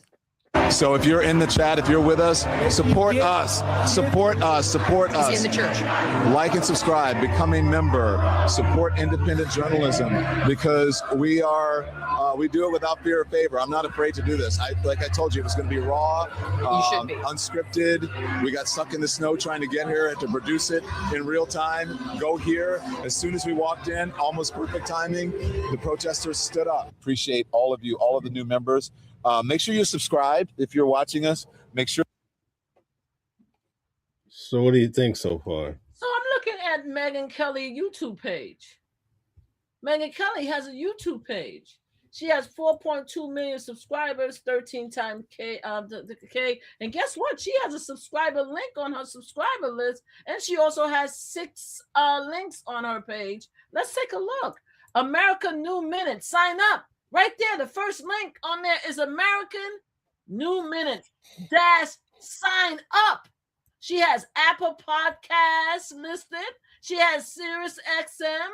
She has Spotify. She said, follow me on Instagram, follow me on Twitter, follow me on YouTube and stuff like that. She has a Facebook too. And she has a great subscribe button right here. There we go. So to explain to me, and she just, what I mean, she does it, what, every 4 days? She have a conversation. Look at her. Oh, she just did an episode. Damn. Episode 1,266 episode. How many episodes does Don Lemon have on his YouTube page? Because it seemed like Megyn Kelly has 1,266. Look at her grinning. Look at her grinning on her YouTube page. It must be not. Oh, does she also have shorts? No. Does she have shorts too? Stop playing with me, Megyn. But her argument is that it's in the church. He was doing that in the church. No, her argument is that he went in there for subscribers. Her argument was that she even indicated in the beginning that everything he did was legal. You see, this is what people didn't hear, because that's what I heard, right? He said, oh, if he didn't go in the church, he would be okay because we all do this. That's what she just said. And that's what I've been saying all along. We all do this. We all go, we talk to the people that's organizing. We speak to them. If we know them, we get invited with them. We are family. We are friendly towards them. In order for us to get the story, even the people we don't like, we're friendly. We form conversation so we could have a way to ask them questions. She said it. Everything he did was what we all do. Everything. But people are saying, oh, he planned it, right? He planned it from home. And him kissing the woman was him being part of conspiracy, right? Y'all heard all of this. And she said it from, I wish somebody will, when they go to trial, take that piece right there and play it for the juror. She said it out of her own mouth, and I can't stand her. She said, we all do this.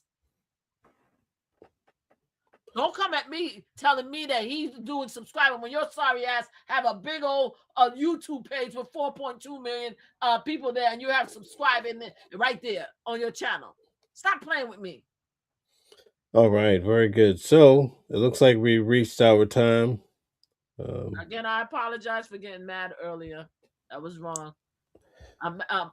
Mel has to be quicker to mute me when I get out of line. Okay. All right. So, at any rate, I think this was pretty good. I'm going to play a little bit more of this, maybe a couple minutes. I want to see how it turns out here. If you go to the YouTube channel, you can hit subscribe. Just go to donlemon.com. Donlemon.com. At the top of the page, there are links on all 4 of the categories that we are nominated for the NAACP Image Award. Click on those categories and vote. You can only vote for one person. Vote for me. So he decided that he wanted to interfere with people's right to worship because it could really get him some good clicks. Like there would be a personal benefit to Don Lemon, right? Some people went in there intentionally interfering because they wanted to intimidate ICE and ICE supporters. Some people went in there because they wanted to interfere because they thought they'd get clicks and subscriptions. They're both illegal. Did you intend to interfere? Yeah, you did. You knew what would happen. You fully intended to walk in there, to walk down the aisle, to interrupt the church service in progress. You fully knew. You 100% knew. The payoff to you was different from the payoff to Nakima. Doesn't make your behavior any more lawful. In this next clip, again, he's on the way to the location before it happens, and he accidentally reveals that he knows exactly where they're going and that it's a place of worship. As Nakima said, this is clandestine, a clandestine operation. And then we can tell you what's going to happen after. We don't know what's happening. We kind of do, but we don't know how it's going to play out. Okay, so we are here. Now, do you think if you just have it, I think maybe if you just have it on the church, but if they see me. Oh, whoops. They're going to know. No? I don't, it just depends. If they see me, they're going to know. What? Don't name the location. I'm not naming the location, but I mean, I'm just wondering if you see me. I mean, the folks inside see me. Are the congregants really on live instead of in service? You know, on Sunday, Calvin said that the criminal defense attorney, he says that Don Lemon's going to have a tough time here. What do you think? I'm not a lawyer, so I can't say. All I could say, if Calvin thinks he's going to have a hard time, then Calvin probably know than me. Did Calvin say that he's going to be found guilty? I don't think he actually said that, but he said it's going to be really tough because of the First Amendment. People have a right to worship, and you can't inhibit their right to worship. Did Calvin talk about him as far as a press? What does that mean as far as being a press? Yeah, but the press is not going to ride over that freedom of religion, especially. I think Calvin basically, you could go check it out, but I think he basically said, you know, in this environment, this country, people are really big on religion, and you can't inhibit. Right? I agree with him. In this environment, yes, we things are complicated because everybody want to live in whiteness. What I'm saying is that I need them to find 12 individuals in Minnesota after they're unalive, right? Renee Nicole Good and Alex Petty, because the reason why these protesters was there because the pastor that's there is the head of ICE. That's why they went. Do you understand what I'm saying? So I need them to find 12 people that is going to find him guilty, right? Just for that point alone.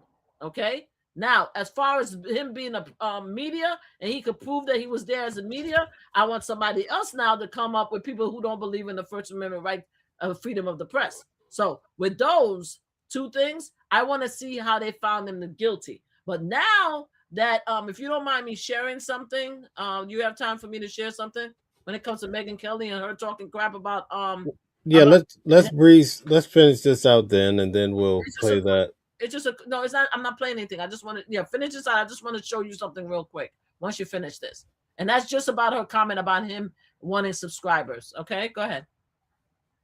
Let me know when you're ready. I'll share it. Mm-hmm. Well, go ahead. Just share it. Let's let me see where I'm at. See. Real quick. Oh, looks like she got removed somehow. I'm not sure what happened.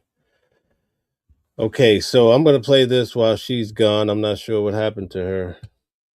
Right now. No, but they'll be like, why is Don Lemon here? Oh, yeah, Sunday morning. Sunday morning church. Yeah. And maybe okay. we need we'll to surprise see. them. Like, he's.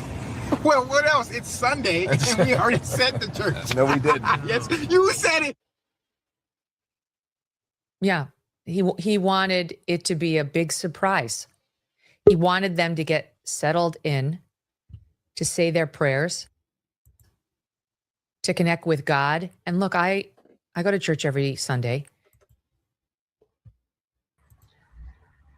Sorry, All right. sorry about that. I went out instead of sharing. Give me 1 second.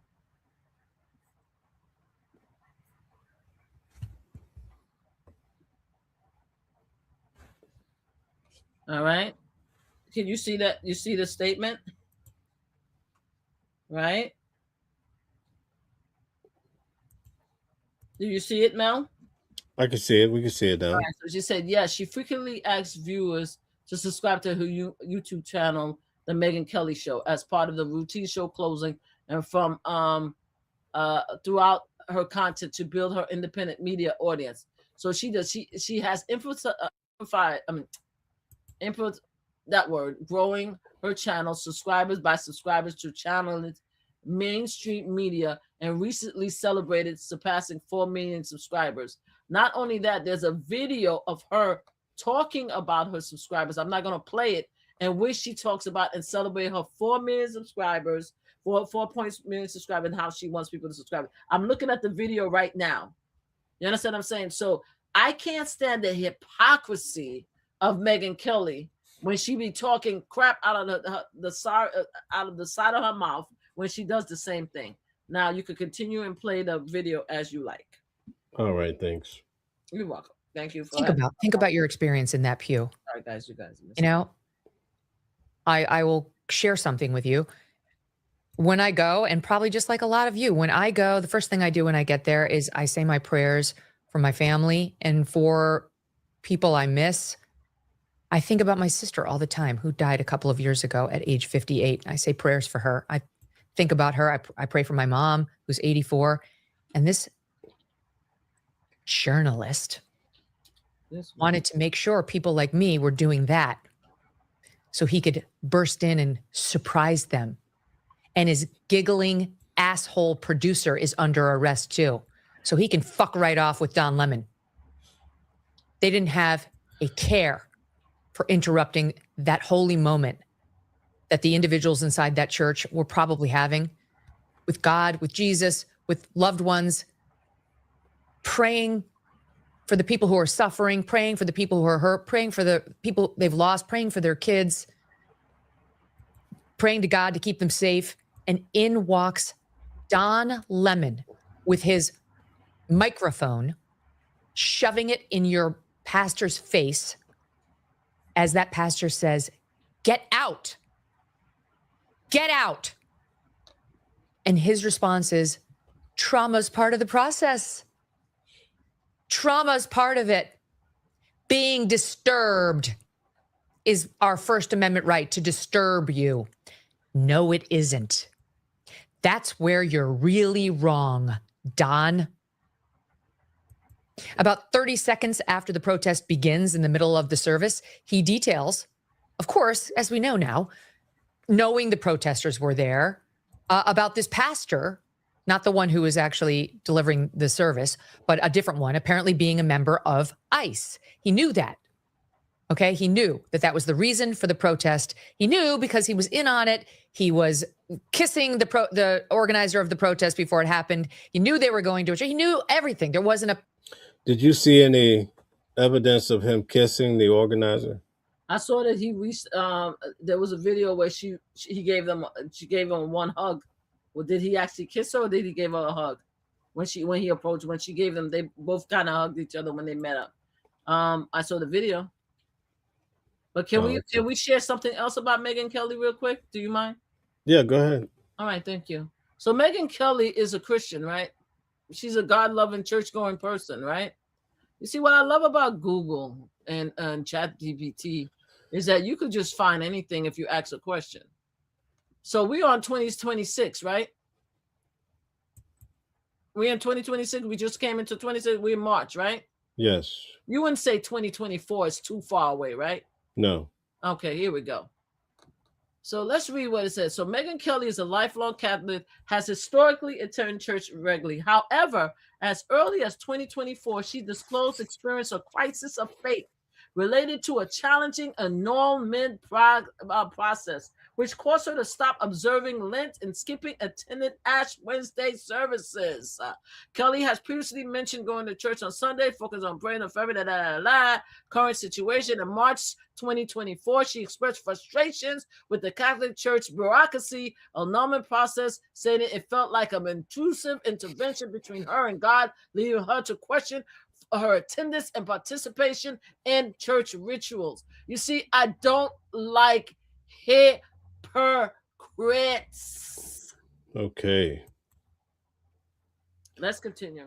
All right, guys, hit the like button, share, and subscribe. Thank you very much. Let's finish this out. Piece of this whole thing that Don Lemon wasn't in on in advance, and obviously he had no problem with any of it. Watch. Seats. We do have some seats available in the sides here. The transept, a few seats open. Seats up here as well. The Gospel of John. This video from outside. You can hear the pastor.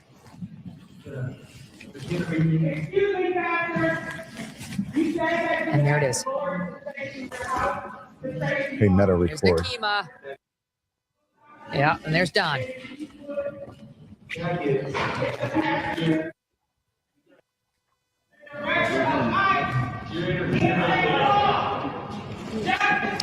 activists are now in the church.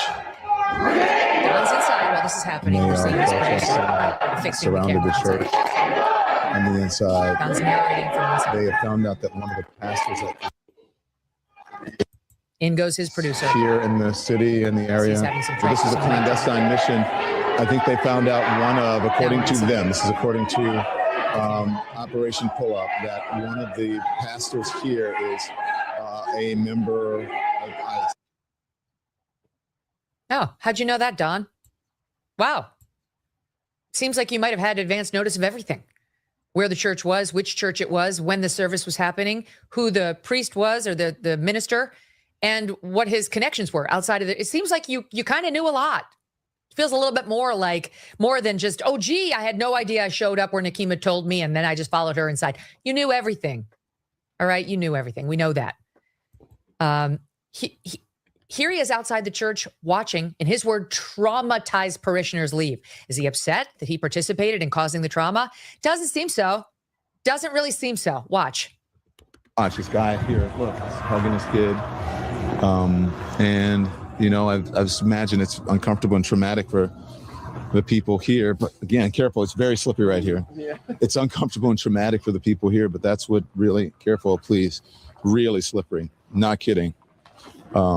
That's what protesting is about. And so. That's what protest. So what do you think about that? Can I share something else with you real quick? Can you respond? Yes. And Yes. also, can you tell us what you think about that? I'm going to tell you because I'm sharing every time you ask me a question, I'm sharing you receipts so that's what I can tell you why I think about it. Give me 1 second. So I went back into Google and I asked a specific question, right? When Megyn Kelly does a news report, does she prepare for the report? Yes, Megyn Kelly heavily prepares for her stories and interviews, relying on detailed research packet prepared by her producers, which include facts, background, and sound on tape sheets. She also received an AM update memo detailing overnight development for her daily broadcast, and as of 2025, her 15 minutes news report. So she prepares. So in answer to the question, I'm calling bullshit once again on Megyn Kelly, and I'm sorry for cursing, guys. I'm supposed to be respectful because I did bad earlier. So I apologize for cursing. But my fact is, it's not a deflection. The fact is, Mel is asking me questions and I'm providing receipts. Every hypocritical thing that she's coming out of her mouth, I have provided receipts that she has done the same thing. Period. So I'm saying to you, that Megyn Kelly is full of crap. That's what I'm saying. What did you think about his comments about protesting? People need to feel uncomfortable, with the church. What do I feel with him saying that people need to feel uncomfortable with what's going on in the church? Can you play that piece one more time? I just want to make sure, because I think that he's expressing his opinion. Is that what we're saying? All right, check it. Yeah, let me check it one more time. I'm sorry, Mel. Let me check it. I was doing research, like Megyn Kelly does. I was doing research. But go ahead. You can share it. Let me hear it People again. here, but again, careful. It's very slippery right here. Yeah. It's uncomfortable and traumatic for the people here, but that's what really, careful, please, really slippery. I just imagine it's, look, he's hugging his kid. And, I just imagine it's uncomfortable and traumatic for the people here, but again, careful. It's very slippery right here. Yeah. It's uncomfortable and traumatic for the people here, but that's what really, careful, please, really slippery. Not kidding. That's what protesting is about. And so that's what protesting is about. But that is what protesting is about. Children. Yes. That is what protesting is about. So they're saying that makes them complicit. No, it doesn't. We say that all the time. That is what protesting is about. He's talking about the definition of protest. The definition of protest is to make people uncomfortable, to stop the everyday action, to stop the government, to the protest. That's the hallmark of protest. He's describing a protest. A protest is to make people uncomfortable, to stop something, to stop the everyday movement, to stop the government, to stop cruelty, to stop power, corrupt power. He's describing protests. You want me to look up the definition of protests? No. I just wanted to see what you had to say in regards to her response. Exactly what it is. When there is a protest, it is to make people uncomfortable. Protest is not supposed to not make people uncomfortable. It's against the establishment. Okay, let's keep going. That's how I took it when he said it. Everybody could take their own meaning, but that's how I took it when he said it. But go ahead. All right. Isn't it ironic how he's sitting there? He's so worried about slipping on the ice. He's very worried about his own safety and that of his photog. Doesn't give a shit about the people who are having to run out of the church because of him. And indeed, one broke her arm, according to the federal affidavit in support of the arrest we saw earlier this week. Does he care about her? Did he care about the children? No, trauma's part of it. Trauma's part of it. Well, guess what, Don Lemon? Now you're going to have trauma. It's your turn. He was arrested last night at the Grammys, some sort of Grammy-related event. James Rosen is reporting that law enforcement sources tell Newsmax he briefly resisted arrest by Homeland Security FBI agents in LA last night after he'd been handcuffed in a Los Angeles hotel lobby and was taken to an elevator. Now it's time for you to feel some trauma. And we don't feel sorry for you. Because unlike those poor parishioners, you actually did bring this upon yourself. You didn't know the law, or you did and you flouted it. Either way, you're in a lot of trouble. And it's thanks to your own terrible decision-making. Even knowing they were traumatized and they were crying and they were scared, you stayed, you giggled, you worried about whether you might slip and fall, but not about a single soul other than yourself and your photog. A new year means new financial goals, like making sure your savings are secure and diverse. All right. Now, can I share one more thing for you before we go? Yes. All right, thank you. Let's go. Megyn Kelly. Let's share another piece of information for you.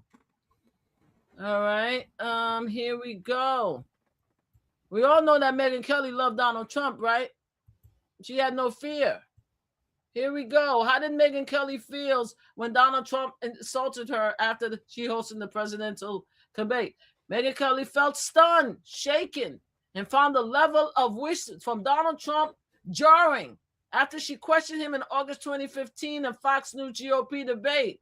She described the subsequent month-long onslaught of attack as bullying, which she interpreted as vile threat and a scary experience that made her fear for her safety and that of her children. And she felt that way after he reacted, after she did her job. So everything that comes out of Megyn Kelly's mouth is hypocrisy. Thank you, ladies and gentlemen. Anything else, Mel? No, I think that's all. I think we had a good night. We covered a lot of ground in regards to different matters. I want to thank you for coming on. Thank You you. have And quite a few fans. I apologize, Emma, for getting mad because you called me a racist. So I just have to make sure I apologize again. And I mean that apology. Oh, I wouldn't apologize. Stop calling people racist, though. But you said I have a few fans. Go ahead. What were we saying? Yeah, it looks like you have a few fans in the audience. Yes, I have a lot of my people that's coming from Mama Flip Slot channel. That's my channel. I see all of you people. I see all my people coming in. Thank you. Thank you, all my people coming in and show me support. Because here, y'all think the BBB brigade is bad. Here, oh, they tear me a new one every Thursday. Every Thursday. So thank you so much for coming. Thank you for being here and supporting me. And my people don't play about me. My people don't play about me. And this is Mel. Everyone who loves me, this is Mel, my bro, my brother. Him and I are not exactly in the same political way of thinking, but I love him. He's good people, so we need to support Mel also. Mel, say hi to our new family. Hello to everybody coming over from Mama Flip Slots. Nice to have you guys here. You missed a great show if you're coming in late because Mama Flips was Out of line. off the chain tonight. Sorry. I'm so sorry. I warned you though. I warned you. I said I'm pissed off because of Iran and everything is going on. So I did warn you. I did give you a head up. But you need to have the mute button like on me, I think, moving forward, just in case if I lose my mind, you know. Okay, all right. I'll try to be better though. I'll try to be better. Yep, you definitely flipped out tonight. Yeah, I did. I'm sorry. I apologize.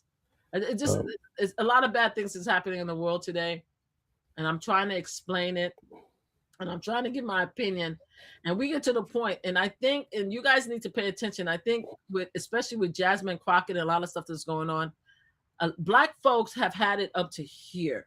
A lot of Black folks have had it up to here. We're hitting our heads against a wall. We understand that white America is running the country. Donald Trump is running the country. They have the Supreme Court, Congress, the House of Representatives, which is Congress, and the Senate. We know this. We know that you guys are running things. What we don't want is you guys playing in our faces. That's what we don't want. It's okay to say that, you know, we have the power, we're running things and stuff like that. We think we're going to make the world better, but don't stop playing in our faces. Stop trying to sell us a lie. That's the only thing that we don't like. Like, just accept your win, be gracious winners, and let's move on. But every time you guys play in our faces, right? And you call in Don Lemon, the reason why I got triggered is because Don Lemon, y'all know Don Lemon is you a lot of you guys know who Don Lemon is. You know Don Lemon wouldn't hurt a fly. Y'all know damn straight who Don Lemon is, right? But for you to come and you guys, a lot of you guys know that Don Lemon believe in God and he talk about God all the time. He go to church. Y'all know this about him. But because of what happened, y'all want to, because of who he is, y'all want to now label him demon now? Y'all want to lie on this man? You see, we're done. We're done. Also, you guys open up the door for the disrespect, to be quite honest. All right? You guys been disrespecting us for a lot of years. And y'all continuously on a daily basis disrespecting us. We had it. Y'all opened up the door by bringing Donald Trump back in the office. Y'all said, look, he going to be able to say whatever he wants. We don't give a damn about you. So now we on that same timing. You understand? That's where we are with this. So if you guys want to win, then win. We got this. Y'all running the world. Congratulations. But stop playing in our faces because all you're doing is pissing us off. Thank you, Mel, for allowing me to say. And please, if you guys want to follow me, please go to Mama Flip Slots. Mama Flip Slots. Mama Flip also. But Mama Flip Slots, we're trying to get to 10,000 subscribers. Thank you so much.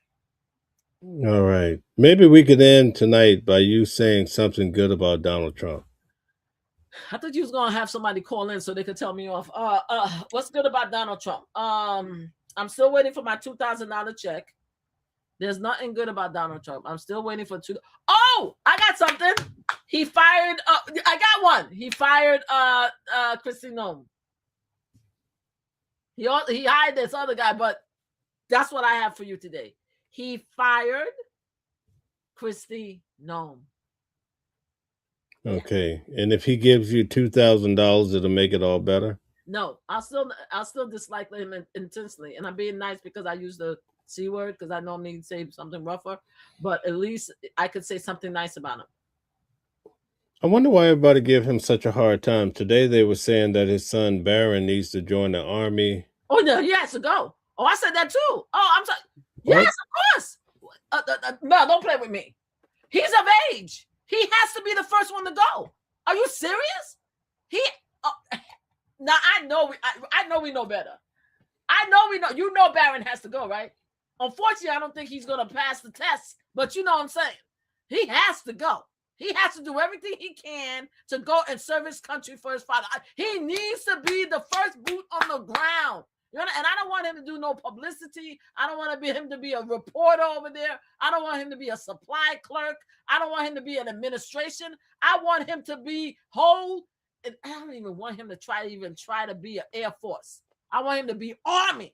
I want him to be a grunt. I want him to go in there and show these Iranian. No disrespect, Iran. Don't come to me. I'm just being funny. I don't want nobody attacking y'all. But the point of the matter is, his son needs to go there first. I want him in the front lines. Thank you. I want him in the front lines. I want him to show us what being a Trump is about. But he's slated to be probably one of the future presidents of the United States. And then he could come back and do that too. After he should take his sorry ass to the front lines and show us what it's like to be a powerful Trump. He needs to be the first foot on the ground in Iran. I need him to be the first boots on the ground in Iran. That's what I need him to do. Yep. Yep. So you agree with MSNBC saying he needs to go. You know he's 6'9". I didn't know that. Oh yeah. They say he's too tall to go to the army. He'd be an easy target. No, he won't. They'll be intimidated by him. He will show the strength of being Donald Trump's son. They won't touch him at all. Him being tall will be an advantage to him. They won't target him. But the only way for us to know is for him to go down there and prove to us how brave he is. You know how, because you say you're a Catholic, you were a Catholic or whatever. You know, in the scriptures, there's a story about the husbandmen. I believe it's in Mark chapter 12. Mm-hmm. And it talks about how the son, he would be held as like the top prize to get him because, you know, he's the heir to the throne. So wouldn't it be the same principle? Probably. I think that right now, unfortunately, right now we are in a very bad situation because I think that Trump and his family are going to be targeted.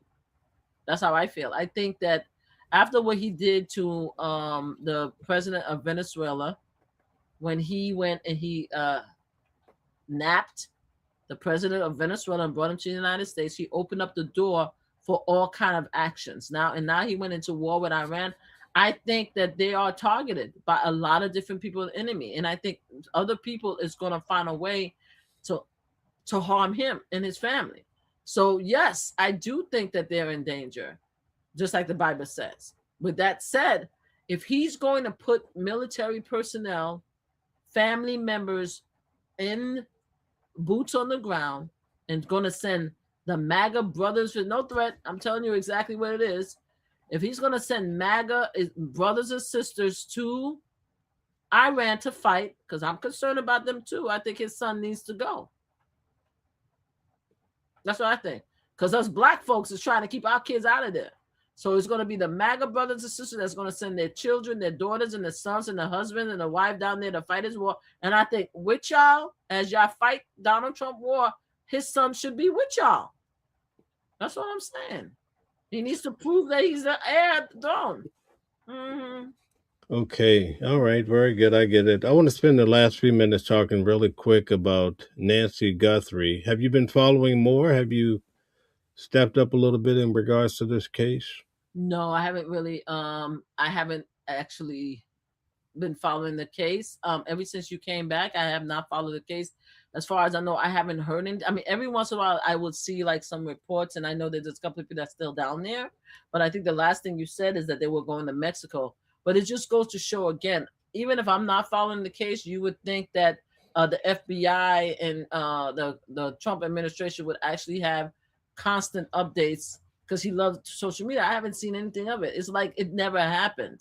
You understand what I'm saying? I don't think they care enough to find this woman. I don't think they care enough. So Really? have you heard anything? Have you heard anything new? Because you said they were going to. They had some. They may have some information that they were going to Mexico. What happened?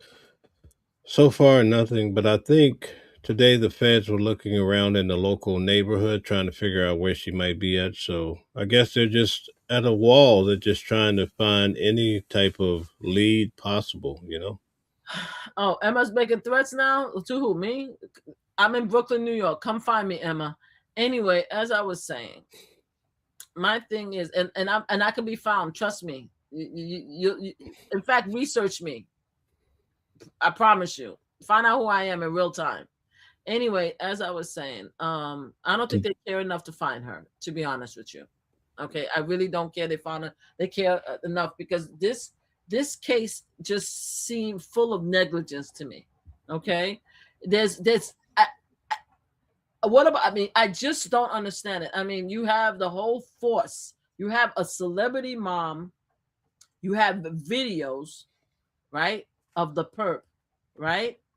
You have cameras in the entire area, and you telling me that you don't know the DNA that was in the glove. Apparently, there was a DNA in the glove that didn't actually come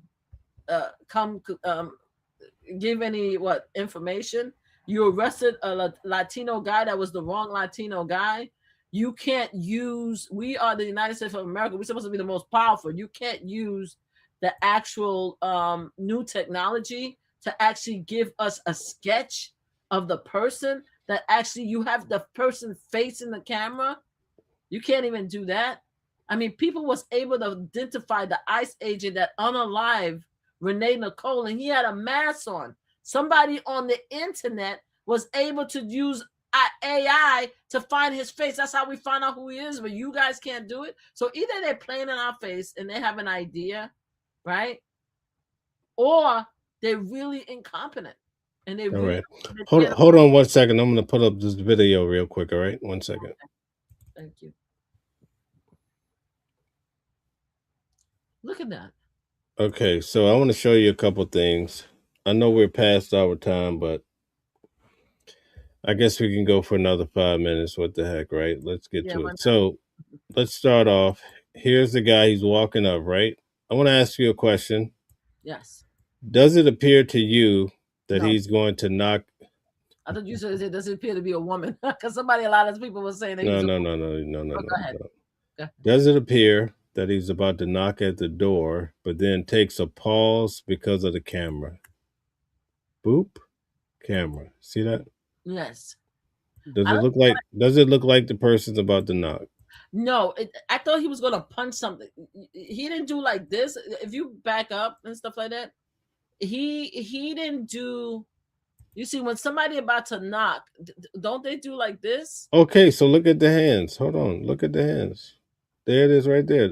Exactly what you're doing. Look at this. No. The hand. It looked like to me. Well, I guess they could do like this, but yes. Okay, I'm sorry. It looked like he was about to hit something. But go ahead. Yes, it looked like he's about to like knock to maybe see if somebody's up or something like that. Yes, go ahead. Okay, I mean I can't tell you what to think, so I'm just asking you a question. I'm gonna go. You're right. You're right. Okay, all right. So I'm gonna go through this, show you a couple things. Mm-hmm. So right here in the bottom of the screen, you can see the deadbolt at the very bottom right corner. The deadbolt is at the top. That's the first knob. The lower knob, right? The secondary knob. That's the key lock. That's the door knob. Okay, so you see those two there. I only see his hand. Where are you looking at? I see his other hand. Can you see? Let me change it up a little bit. I'm sorry. You don't see in the far right corner. WTV News is hiding what you're showing me. At the bottom okay. Yeah, so I can't see it on my end. Hold on 1 second. Let me if I spread. Oh, okay. I'm about to say if I make it the camera bigger. Hold on. You want to try it again? Yeah, it's still covering it. Let me see. Give me 1 second. Okay. Oh no, it's not gonna help me either. Here we go, right here. Is that better? Okay, hold on a second. I need to now escape what I just did. I just made myself bigger. Hold on. No, continue. I can't see it, but Okay, so in the bottom right-hand corner of this video, you could actually see a deadbolt, and you could also see the knob. It's silver, and you see two lines pretty much going through it. It's irrelevant to a certain degree anyway. But anyway, okay, so right the here. person, Okay, go ahead. Go ahead. okay, so the person now looked like they were gonna knock. They dealt with the camera. Now he's looking for something to the left where he's looking is pretty much gravel. He's Okay. looking for something allegedly, we don't know what he's thinking, but he's looking for something to cover the camera. Mm-hmm. All right. So check it out. And also, when the person bends over, because he has a bite flashlight in his mouth, Okay. you're going to see the light come on. You can also see the person look out far, like they're looking for someone or something. Check it out. Okay. See the light came on. Now he looks out far right there. And then he's almost taking the first step walking backwards. Did you copy that? I did, but I don't think I don't know if he was looking for somebody or he maybe heard something and he was checking to make sure nobody. Yeah, that's what I said. Somebody, something, there's something caused him to look out. Look back. Okay. Yeah. Okay. Yeah. All right, cool. I see that. All right. So here's the other thing that you have to keep in mind.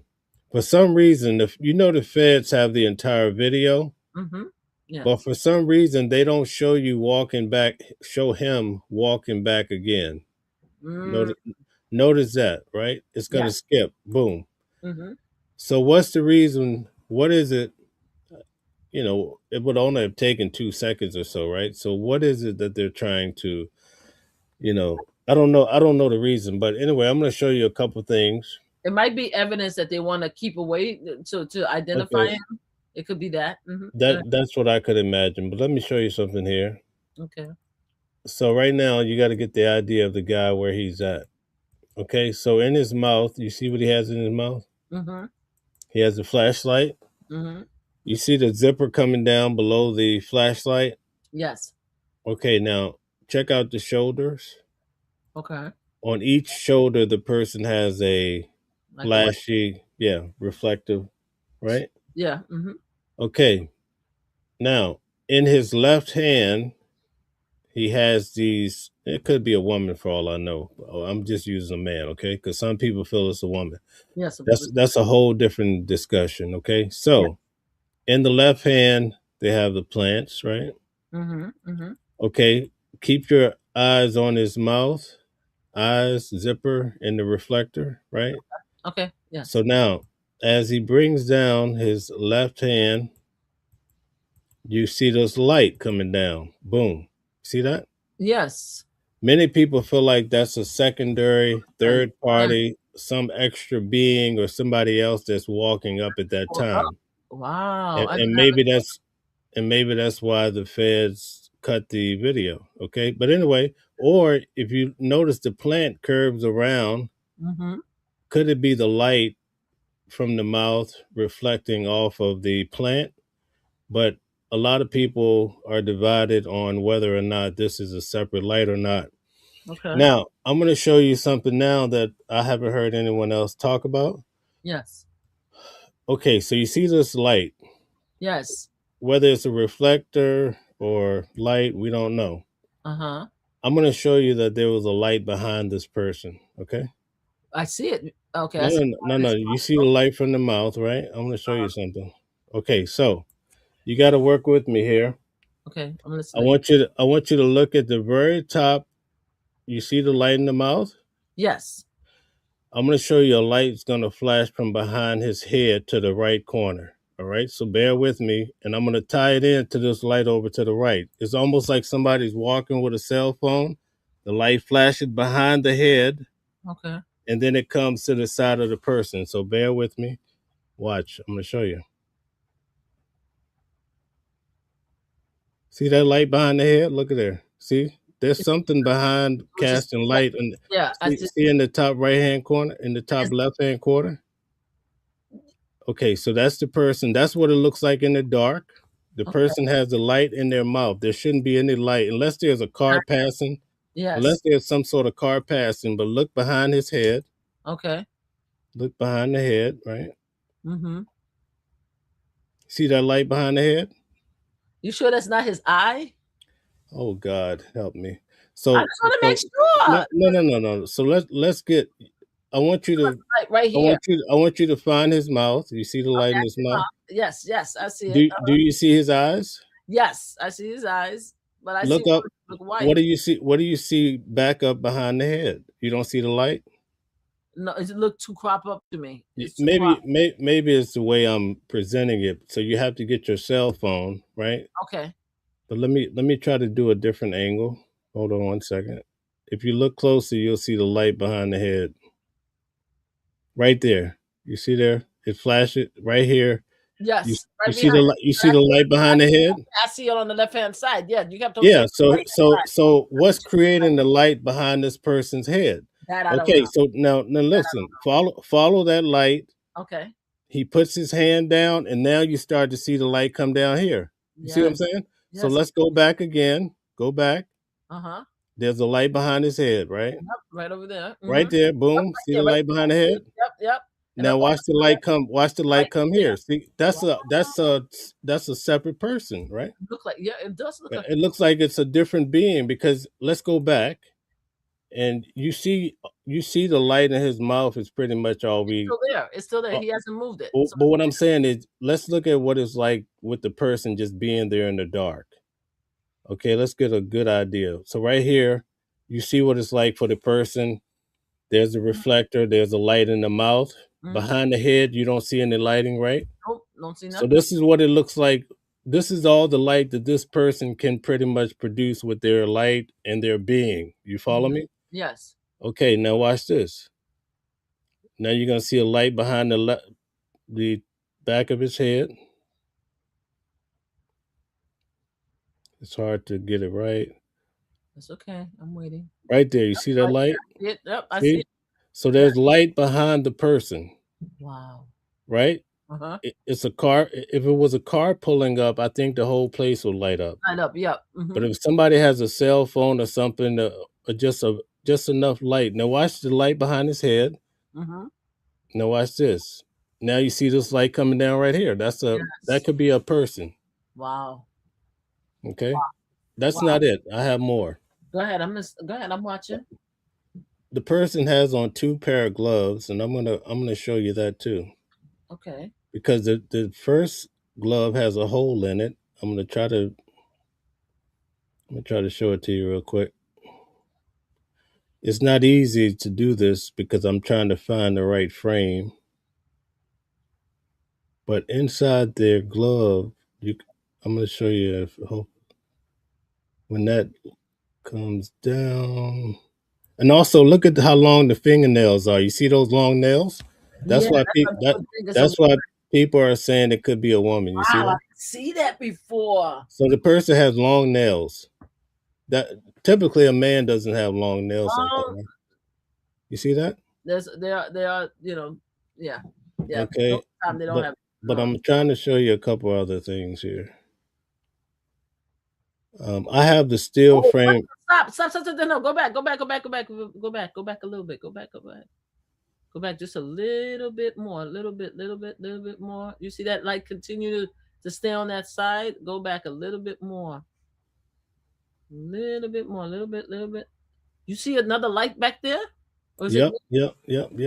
Okay, go ahead. But that's all coming from this source. This is my whole argument, right? Okay, go ahead. Continue. Let's continue. Okay, but so we have the light. I'm trying to show you. I have a steel frame, but I can show you where the outer layer of the glove has a hole in it. Let me show you the steel frame real quick. Give me 1 second.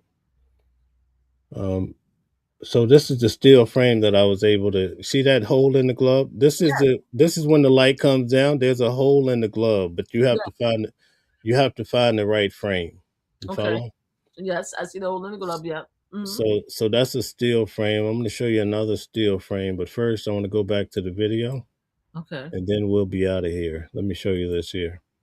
So go back to the video. Yes. Let me show you something else.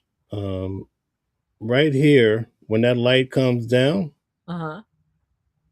and it's hard for me to get the right frame. So let's go back to the light. So the light comes down, right? Mm-hmm. And then there's a lot of frames in here. We learned at Diddy's trial, right? You get all these frames. Mm-hmm. Yep. But let me show you one of the frames that I was able to get just from working on this for a very long time. I'm going to show you what it looks like is in one of the frame. After that light comes down, Yes. let me show you what's in the frame. And you can come to your own conclusion. I'm just showing you something. Okay. Look at that. That looks like an Apple cell phone. The way look how on that the side of it is so straight, Yeah. and Yes. then the bottom is white. That's the frame that when that light comes down, It looked like a phone. this is a quick frame in that all of that cluster. You see what I'm saying? Wow. So it looks like a cell phone is pointing downward toward the doorknob, right? Something like that. Oh, pointing towards the doorknob. Yes. Yes. Yeah, it would be down from that angle. The cell phone would be pointing down. Wow. So let me show you right now. Now keep that in mind, and Okay. I'm going to go back and show you at what point that develops, so you can stay with me here, and then I'm going to call it a night. So give me 1 second here. This is rather complicated. Okay, so here we go. Okay, I'm watching. So let's just do a run through real quick here. Right here. Okay. Okay. I want to build an argument for you. Okay, so you see how dark it is? Yes. It's so dark you can't even see yourself, right? Mm-hmm. Okay, see the lights? The light is developing on the side of his head. Yep. See that? More light from behind him. Oh my God, the light moved. It was from the top all the way to the bottom. You saw it? That's what I've been telling you the whole. Holy That's what I was trying to tell you. That is crazy. It was from the top and it dropped suddenly to the bottom. That's what I've been trying to tell you, lady. That is See what I'm saying? crazy. Anyway, that's enough for the night. I've had enough. So anyway, So is anybody else talking about it, or you the only one that's showing this? no, I'm probably the only one that went this far into it. But anyway, it is what it is. Wow. So there you have it. Hey guys, thank you guys for tuning in tonight. Mama Flip, shout out to you. Oh, was there something else? Oh, there was one more thing I wanted to show you. Okay. Okay. Let me show you something else. Let me make it bigger. All right, I'm watching. Go ahead. See, here's the argument. Let's talk about a couple arguments real quick. Yes. Because people are saying some outlandish stuff. The guy looks like he's gonna knock. Then he deals with the camera, right? Yes. Mm-hmm. But you would imagine that once the camera is taken care of, then he go back to knocking, right? Okay, so that would build into the whole theory that maybe they knocked at the door. They said, "Hey, I'm the police." Or she reckon.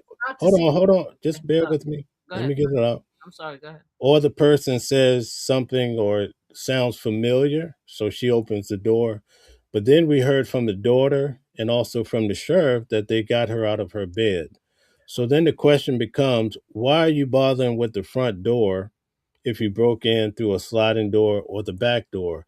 Why would you spend all your time or spend some time at the front door trying to get in? Because think about it, at 147, they say the camera was disconnected. So we could rightly assume that this is around 147 because we're seeing the camera get disconnected.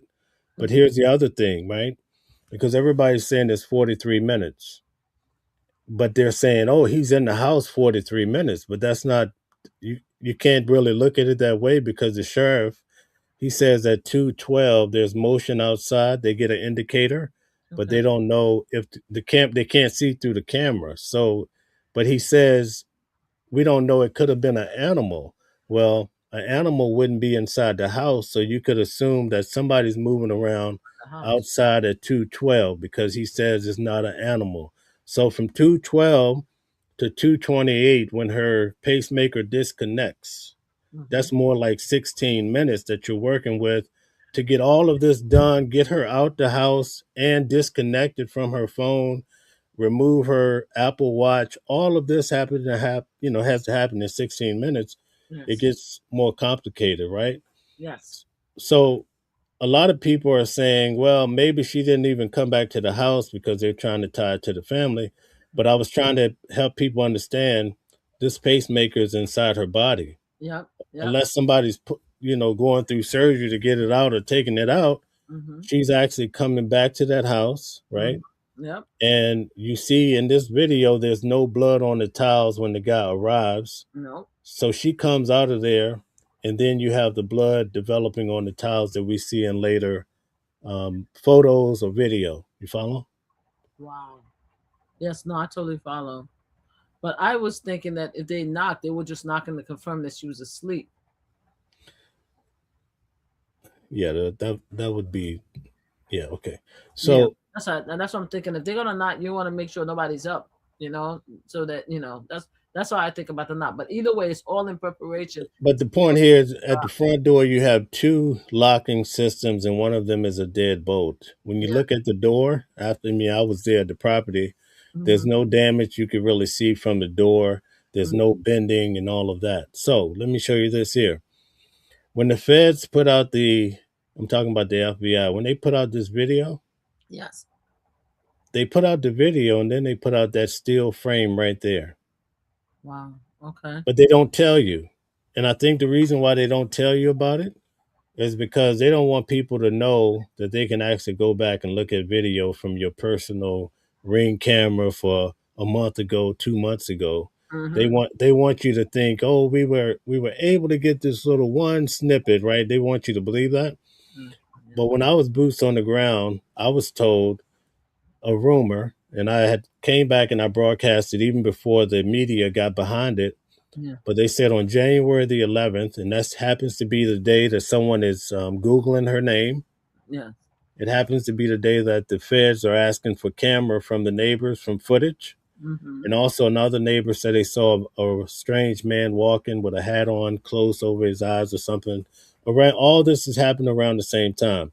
But if you look at the shoes on this individual, which many people debate if it's the same guy or not, but when you look at the shoes, they're black and white, is much different than the sneakers in the video.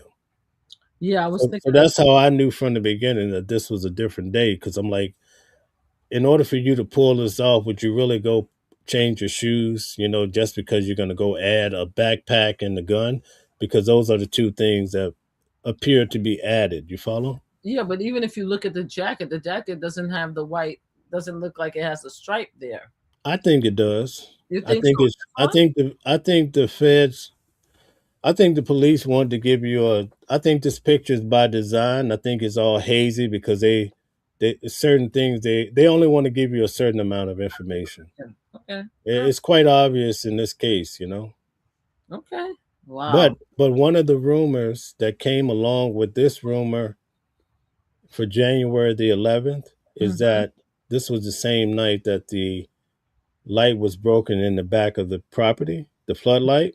Yes. So if that's the case, right, it gives credence to the first ransom note, because the first ransom note, because we this week we went back and we went through all the press conferences, Okay.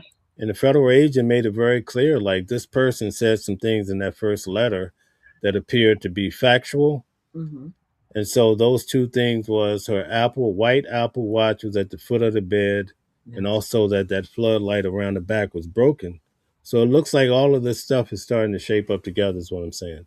Because before I went out there, I thought that the whole ransom letter was bogus. Oh, really? But after going back through everything, I started to realize that there's a whole story being told here.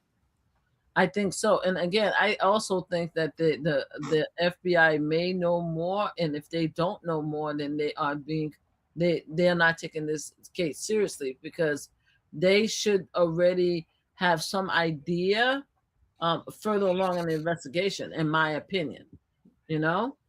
But Right. So I've been telling everybody pretty much it's Occam's razor, right? It's going to be simple, stupid, right? mm-hmm. It's going to come down to being something so just to the point. So when you think about it, and I don't want to say too much, but it appears that this is a whole storyline that has been written. I don't know who wrote the story, but someone wrote the whole script, and that's all I'll say for this. I mean, for them, so either two things: either they're meticulous, or as you say, they are lucky with the full because they're not intelligent enough, and the FBI doesn't care enough to even solve the mystery. Well, it may be a matter of they want to make it too complicated. I think it's simple when you look at it. Okay. And it's a 1% chance of a person over 80 being kidnapped. Mm-hmm. And when you get to this particular community, it's even less than that. In fact, they haven't even had an elderly person kidnapped ever, from what I could understand, right? Wow. So there's so many different variables that don't fit in. Someone would really have to be after this particular lady, but you have to figure out the reason. So thank you guys for tuning in. We're way beyond what we wanted to do tonight. So thank you everybody for coming. Thank you. But I think we gave the people some different ways of looking at this, right? Yes, we did. Yes, we did. Yeah, thank you. Would you like to give some final words before we close? Thank you everybody for coming. Please follow Mama Flip Slots channel to get us over to 10,000 subscribers. We really appreciate you guys for being here. Even the non-sayers. We all won, even though y'all to blame for this, for us being in this crisis, but we all won under the sun. And I wish you guys a wonderful Friday and a good weekend until next, and we'll see you next week, God willing. All right. Thank you to everybody that took the time to hit the like, who shared the video, who subscribed to the channel, turn on your notifications. We really do appreciate each and every one of you. This channel, I remain very unbiased. I don't really have a big skin in the game. I don't really look at Republican, Democrats. I look at the real truth of the matter, and I find good and bad on both sides. But at the end of the day, I think a lot of us do well to try to have a meeting of the minds where possible and try to get along. With that, I'll say have a good night to everybody. I'll be back on tomorrow for news at noon. And again, have a great night. I hope this show was able to lift you up in some way. And I hope you find a lot of good things here at Watching the World 777. Good night.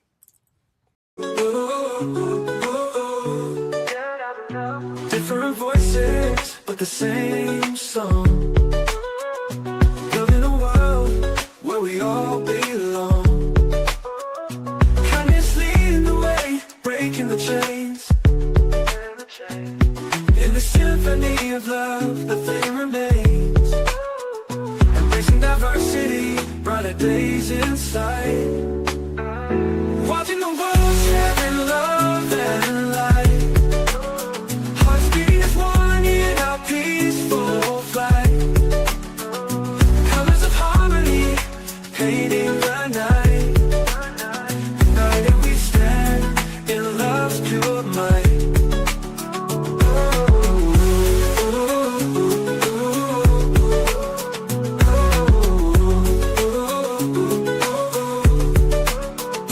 Watching the world sharing love and light. Hearts beating as one in our peaceful flight. The colors of harmony, painting the night. United we stand in love's pure might.